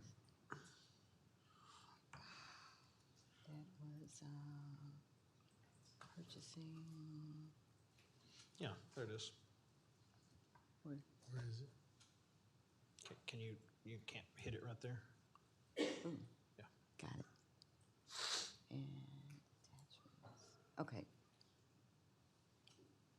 Blah, blah. All right, yeah. Does this, the discrepancy, the delta in, these, looks like there were three,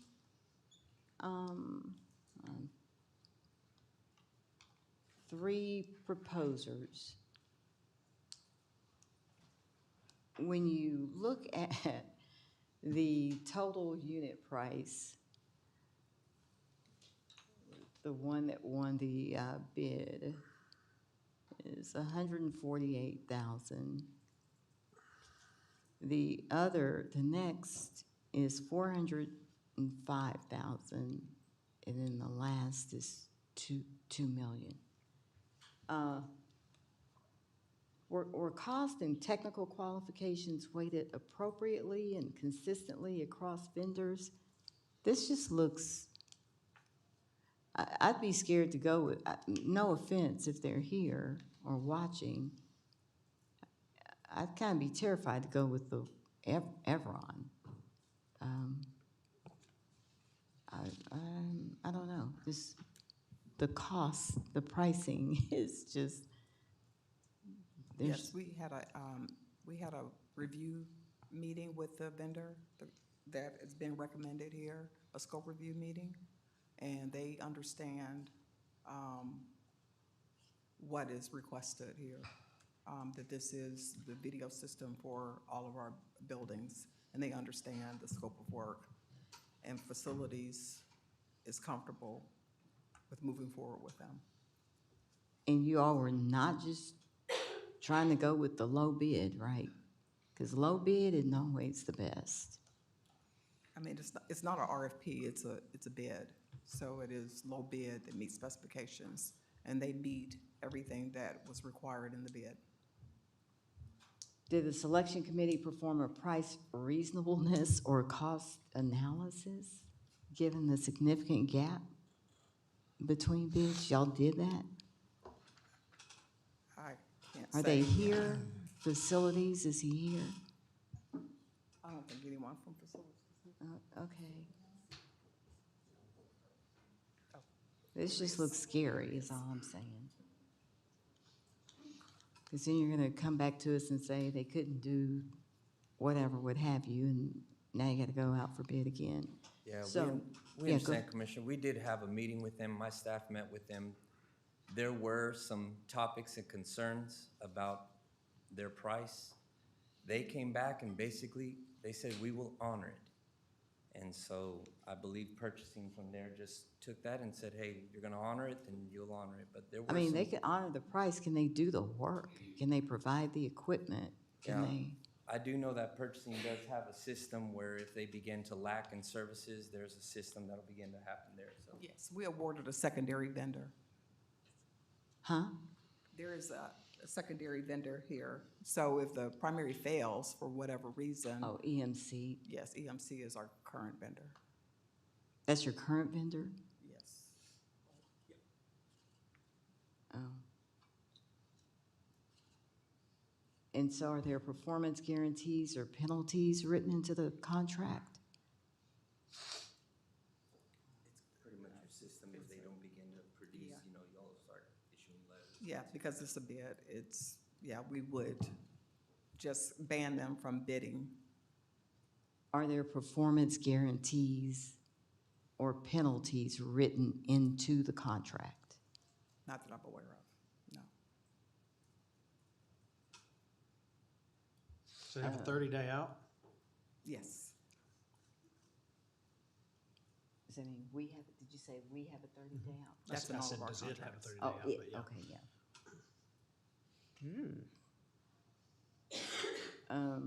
yeah. Okay, this just looks frightening to me, but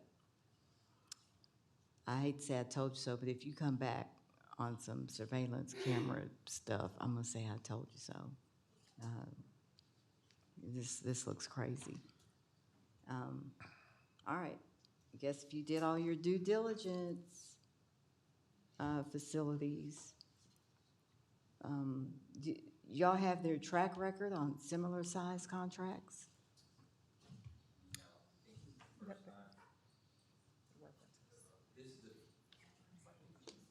Yeah, Evron's ADT, we use them not in this type of performance. We've never used them on this type of performance. We use them for fire alarm. They've been successful Use there. who? I'm sorry. ADT, Evron, that's who they are. ADT. Okay. We use them for other type of services, fire alarm. They've been successful with that, but not in this type of service. All right. Thank you. All right, anything else? All right, cast your votes. I need a, oh, how do I get out of here? Hit that X on top right.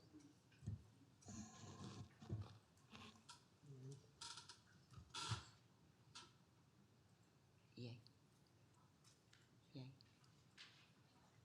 All right, passes 5-0. Now I will make a motion without, unless there's an objection, to approve items F11 through 14. Second. All right, we have a motion and a second on that item, set of items. Any discussion?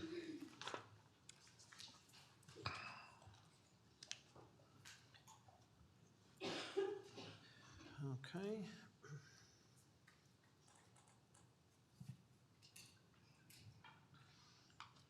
Is he planning to vote on this? Is he just stepped away for 1 minute? Do we have any idea? You got a majority.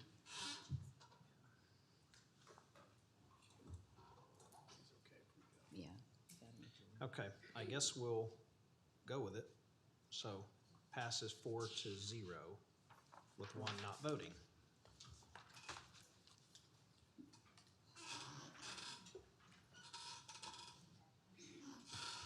It passed. Okay. All right, next we have permission to take bids and RFPs. Does anyone have any questions on any of these bids or RFPs? Move approval.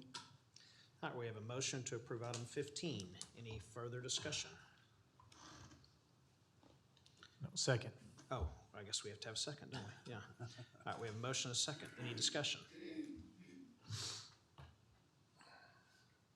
All right, passes unanimously.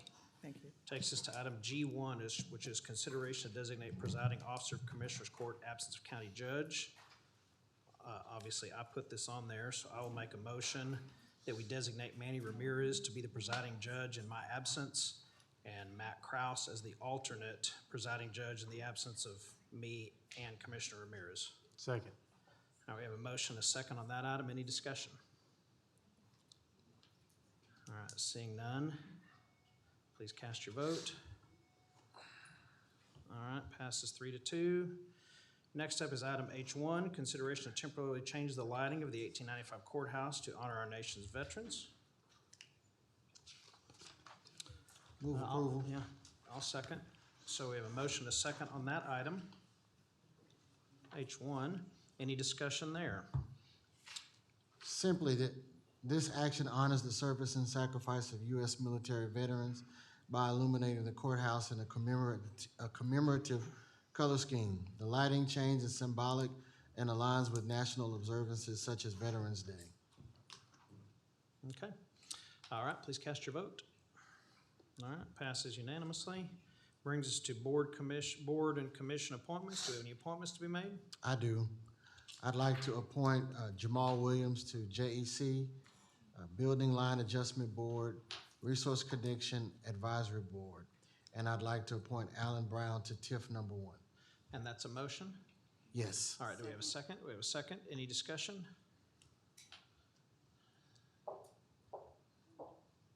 All right, please cast your vote.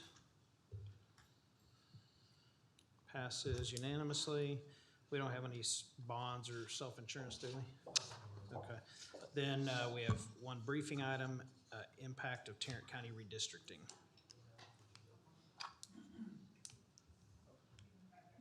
Do we think we have some kind of bond? My understanding from our draft meeting is we did, but apparently we don't, so Okay, never mind. well, There will be a need for one at some point soon, Judge, but Okay. I do not have one in hand today. All right, so operational impact of Tarrant County redistricting.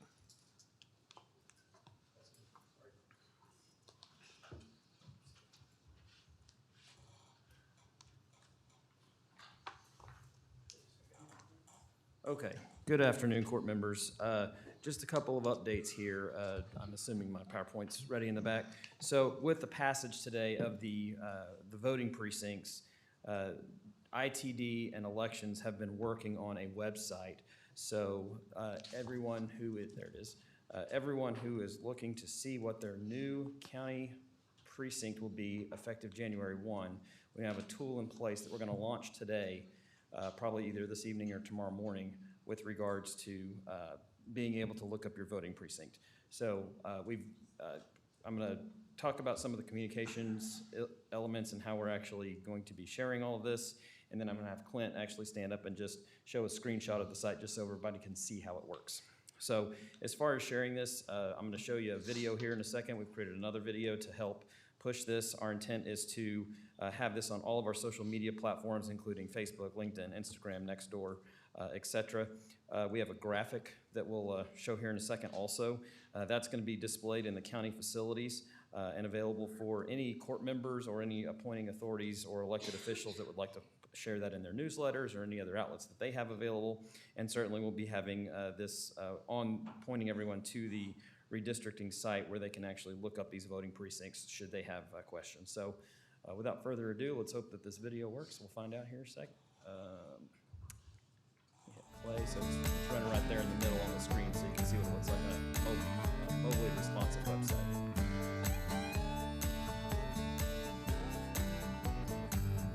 Like the soundtrack. Thank you. It's better than me trying to play it myself. Is that Joseph?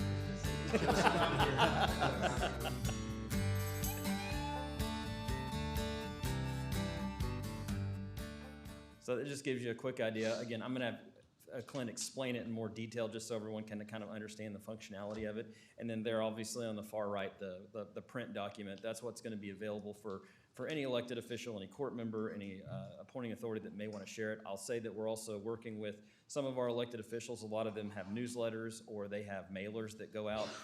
We're asking them to consider having this kind of as a stuffer in some of their mailers that go out and things like that. So the goal here is to obviously get this out, make sure everyone's aware of what's going on, and then ensure that come filing period, which will start here at the end of this year, and for next year, everyone's available what voting precincts they have. So with that, this is a screenshot of kind of what the new GIS tool looks like, and I'm going to turn it over to Clint so he can kind of talk through it. All right, good afternoon, Judge, Commissioners. Real quick, I'd just like to recognize the effort of the team that actually did this. I just get to stand here and talk about it, but I didn't do any of this. It was our GIS folks working alongside of the IT development team and Ramon Campos and his team that put this together for everybody. And the great thing about the site is this is a culmination of all the redistricting that has been done this year. It is all in there, one-stop shop. So what happens is when you go into the website, you'll be asked to enter an address. In this case, we used 100 East Weatherford. I think you may recognize that address. And you can see the current precincts, the voting precincts and what those districts would be. And I believe it shows it's Commissioner Precinct 1. Then if you see future, which is what will happen January 1, you'll see that it actually now is Commissioner Precinct 4.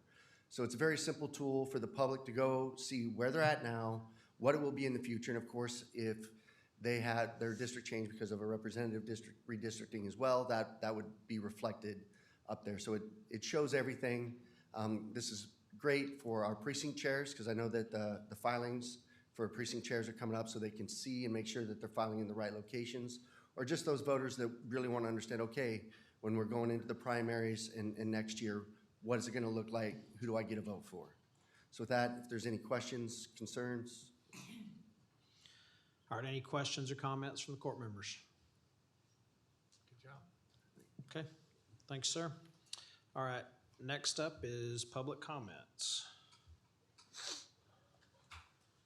And why am I pressing this? All right, the first speaker is Buff Kaiser, followed by Catherine Godby.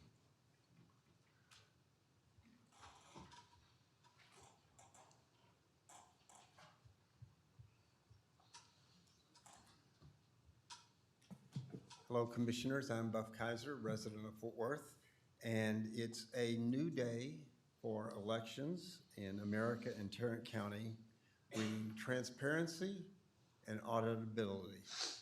At the national level, President Trump and Director of National Intelligence, Tulsi Gabbard, are leading the charge. August 18th, the President wrote, "I'm going to lead a movement to get rid of mail-in ballots, and also, while we're at it, highly inaccurate, very expensive, and seriously controversial voting machines." He advocates returning mail-in votes to their original intent for residents temporarily away, the military, and the infirm, and replacing electronic voting machines with hand-marked paper ballots, as is the case in Europe now. During an April 10th cabinet meeting, Tulsi Gabbard presented evidence of long-standing vulnerabilities in electronic voting systems and urged nationwide shift to hand-marked paper ballots, saying we have evidence of how these electronic voting machines have been vulnerable to hackers for a very long time and vulnerable to exploitation to manipulate the results of the votes being cast, which further drives forward your, referring to President Trump's, mandate to bring about paper ballots across the country so that voters can have faith in the integrity of our elections. This resonates with what we've been repeatedly telling you about in our county and what the leaders of Denton and Collin counties have already taken action on to increase faith in their elections and save money.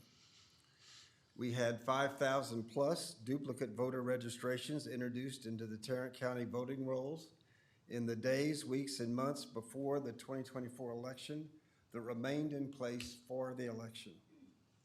These duplicate registrations often contained a minor error, like one incorrect digit or deletion of a space between the street number and the street name, making it an undeliverable or broken address. It would be statistically impossible to make the exact same unusual mistake on duplicate registrations added to the voter roll, leading one to believe the duplicates were system generated. It's a new world Tarrant must prepare for. We're going to have, according to the President's executive order, voters in federal elections must include a matching ID number on all mail-in ballots, applications, and the ballots. And we're going to have ballot registration receipt deadline of 7 p.m. on election day. So we call on you to join with us in supporting these proposals in this new day. All right, Ms. Godby is next. Following Ms. Godby is Les Zellen.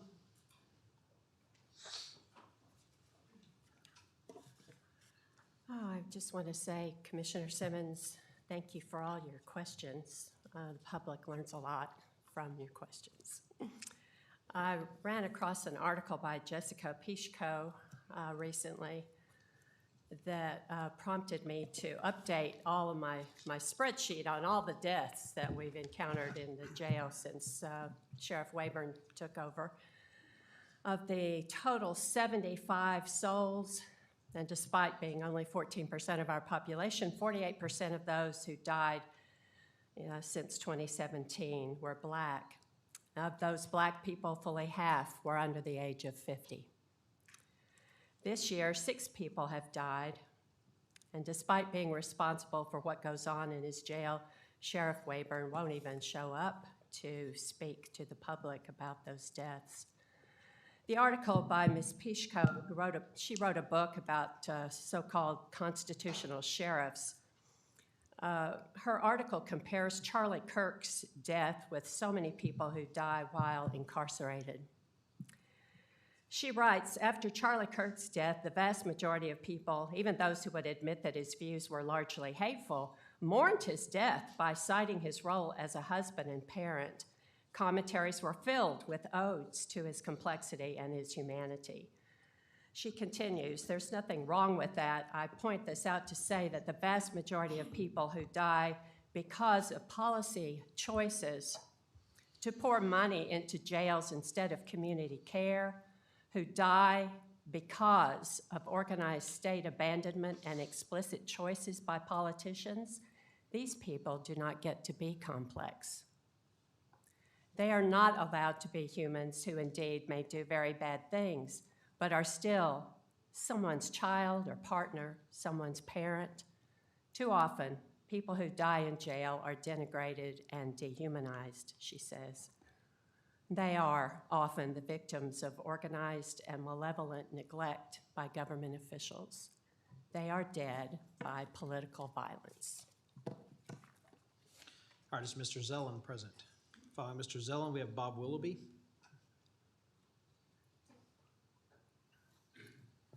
Hello, my name is Les Zellen. I live here in downtown Fort Worth. I serve on the board of the American Conservative Union, commonly known as CPAC. As conservative Republicans, each of you campaigned on a commitment to secure the integrity of our elections. You publicly aligned yourselves with President Trump's America First agenda, and some of you sought and received his endorsement. President Trump, Director of National Intelligence Tulsi Gabbard, FBI Director Kash Patel have unequivocally stated that our current election processes are compromised. They have called for the replacement of electronic voting with paper ballots, hand-counted votes to ensure the integrity of our elections. Fair and honest elections are the cornerstone of the Republic's survival. Each of you holds authority to make meaningful action to address these concerns, but to date, none of you have publicly supported or acted upon the president's directives, nor have you offered any comments on this critical issue. Where are you and where do you stand? I was in Washington last month to attend a few meetings at the White House complex. I have given the names of those of you that asked for and received the president's endorsement to the president's team. So, are your political interests more important than the security of our county, state, and nation? Campaign promises were made. It's time to step up and follow through. Without election integrity, the foundation crumbles. Do what you were elected to do. Action speaks louder than words, and we're watching. I have copies of this if anybody wants them. Thank you for your time. All right, following Mr. Willoughby, we have Nan Terry.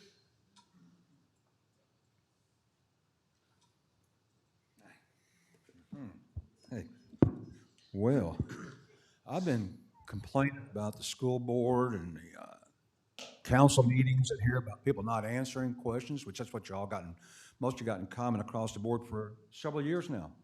And that's number one, respect. If you don't answer, that's not respect. I've been down here 3 times, this is the 3rd time, about our DA, which works on our Tarrant County DA, Bill Soares. We got documents on his desk, 100% corruption, undisputable. DA says, I'm not going to act on the documents. I'm not going to dispute the documents. I'm not going to answer you. That's what y'all do. You don't answer, you know? Now, Tim, you lowered the hammer on people down here on their how they're to behave down here. This is a two-way street. You took an oath to do an office of service. You're not doing your job now. You're not respecting us. You're not answering about Phil Soares. Now, I've answered, and I've asked again, this is serious. It's millions of dollars we're getting ripped off every day. I'm asking for a response. If you're not the one to take care of Phil Soares, who is? But you're the one to come to first, and you're not responding. Now, the most funny thing is, I'm a Republican. And I'd be a Democrat if it was back past Kennedy. That's when Democrats were, you know, Truman, those were real Democrats back then. And they've gone crazy now, if you ask me, so I'm more Republican. But the one person that has answered me out of all was a Democrat, and she's not even in my district. Mine was number 1. Twice I met him, he hadn't answered yet, and that's mine, you know? You know who answered me? Lisa, two. Gave me a letter in the mail. Said, you need anything, contact me. That's great. Now I'm framing this going on the wall, my studio, my office, okay? 13 years of this, and the first time I've got a response. First time. That's a crack, maybe a little crack in the wall. This shouldn't be so good that I had to frame it. This should be normal. This should be everyday stuff. I should have to say thank you for that. I should expect it from you, you know? And that's what you're doing. Now, when you start doing this, you'll get my respect. But until you start doing this, you don't respect us, and I don't respect y'all.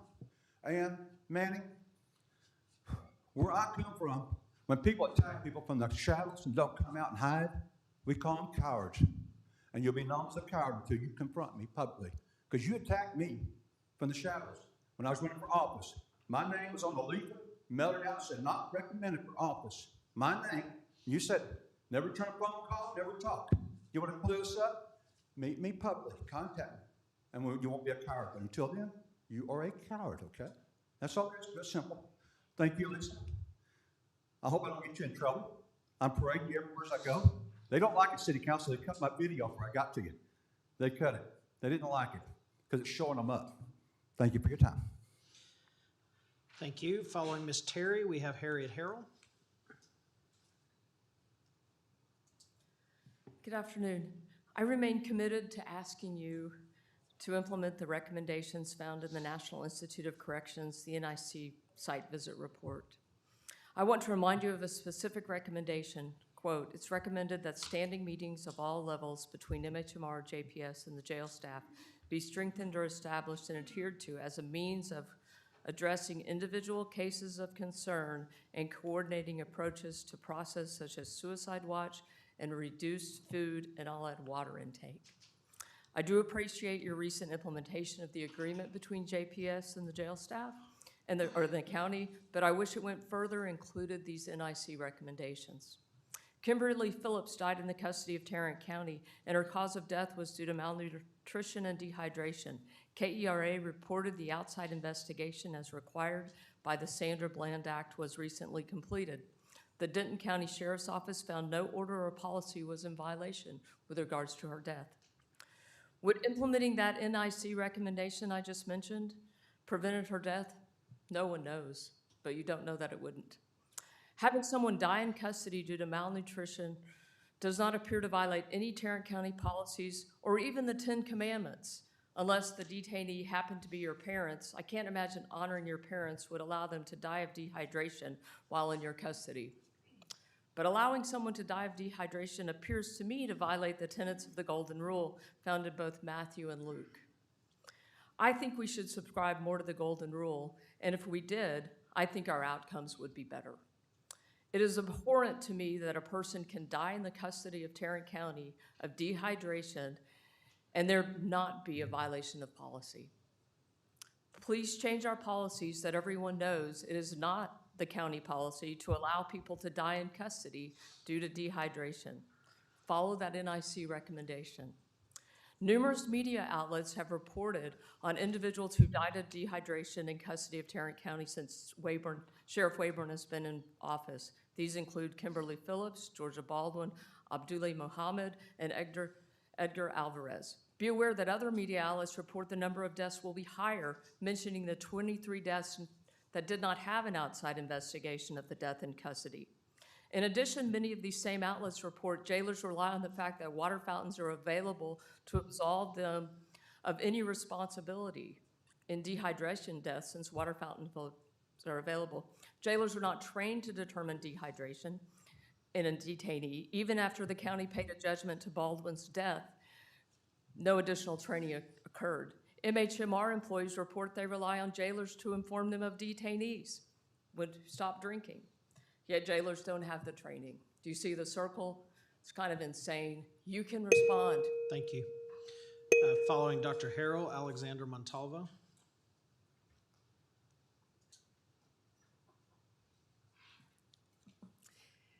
Judge, commissioners, and everybody here, I would like to cordially invite you to attend the first People's Commissioners Court.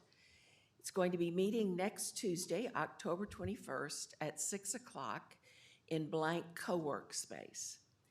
Since the Commissioners Court will be meeting only once a month now, we're seeking to fill the void left so that citizen voices can be heard. We're meeting at 6 o'clock so that people who work can attend. The plan for this first meeting is for us to hear public comments and then spend time in discussion together to determine what the people want this effort to accomplish. The goal is not just to talk, but to join together to take action and to make change. We will explore top priorities and next steps. I'm distributing a flyer with a QR code for everyone to register to attend, and Chandler, here's for you and for the Commissioners Court. And I have more. This is a people's meeting, so it's a potluck. You can sign up to bring food if you would like, as well as sign up to speak. Judge and Commissioners, we speak to you here, but you don't get to speak to us. And so this is your opportunity to come to our meeting and speak to us. There's sign-up space for speaking when you register, and we would love for you to do so. If anybody here would like a flyer, please see me. Thank you. After Mr. Thank Montalvo you. is Joe Palmer.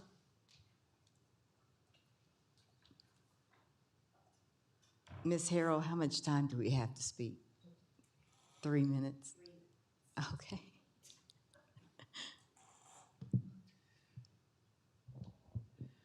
All right, so this has been, of course, another interesting day at Commissioners Court. And I was really wanting to figure out this whole name change for John York and why it bothered me so much that I didn't know this guy. So I went ahead and spent some time waiting through this meeting, and something came out of this that was very interesting. So for folks who don't know, it's on the Tarrant County website. John York died August 24th, 1861, while in office. 1861 is a very significant year because 5 months earlier, the state of Texas decided to secede from the Union and become the 7th state of the Confederacy. So the question is, why did our Commissioners Court just vote to honor somebody during an era that Texas was fighting to keep slaves and that slave owners were rejecting the abolishment of slavery? Now, of course, we know Texas's history. Why does Texas exist? Because it was originally a part of Mexico, and the white immigrants who came into Texas didn't want Mexico to abolish slavery, so they got pissed and wanted independence, and then they realized, oh shit, it's too hard to run a state. Let me join the Union. And now when America is abolishing slavery, they joined the Confederacy. And here in 2025, we have 3 commissioners, which this is crazy, Manny, that you voted for this, knowing the history of Texas and the history of our community being on the front lines of abolishing slavery, that we're picking to honor Sheriff John York after Texas became a part of the Confederacy. And this is a continued trend amongst Republicans and the Texas GOP. They have something on their state platform called the Texas Sovereignty Act, where they want to continue to embolden Republicans to understand that they can secede from the Union. To this day, it's a part of the 2024 platform that is online for people to check. That they want to be able to say what is constitutional and not constitutional, to reject federal accountability on the state of Texas, because once again, this is a state that has fostered slave owners and the slave owner mentality. And this is why it's not a surprise that y'all also agreed to a contract to traffic kids to Collin County, because y'all love imprisoning Black and brown people as much as possible. Mm-hmm. This is what we're up against. This is what we have to fight, is that the dehumanization of Black and brown community members through a slave owner's mentality. It's time for Tarrant County to wake up. Thank you. Mr. Palmer. Is Mr. Palmer still here? Okay, he left. Okay, do we have any announcements or comments from the court members? All right, seeing none, we do not have a closed session today. So we are now officially adjourned. Thank you for being here. Thank you for watching.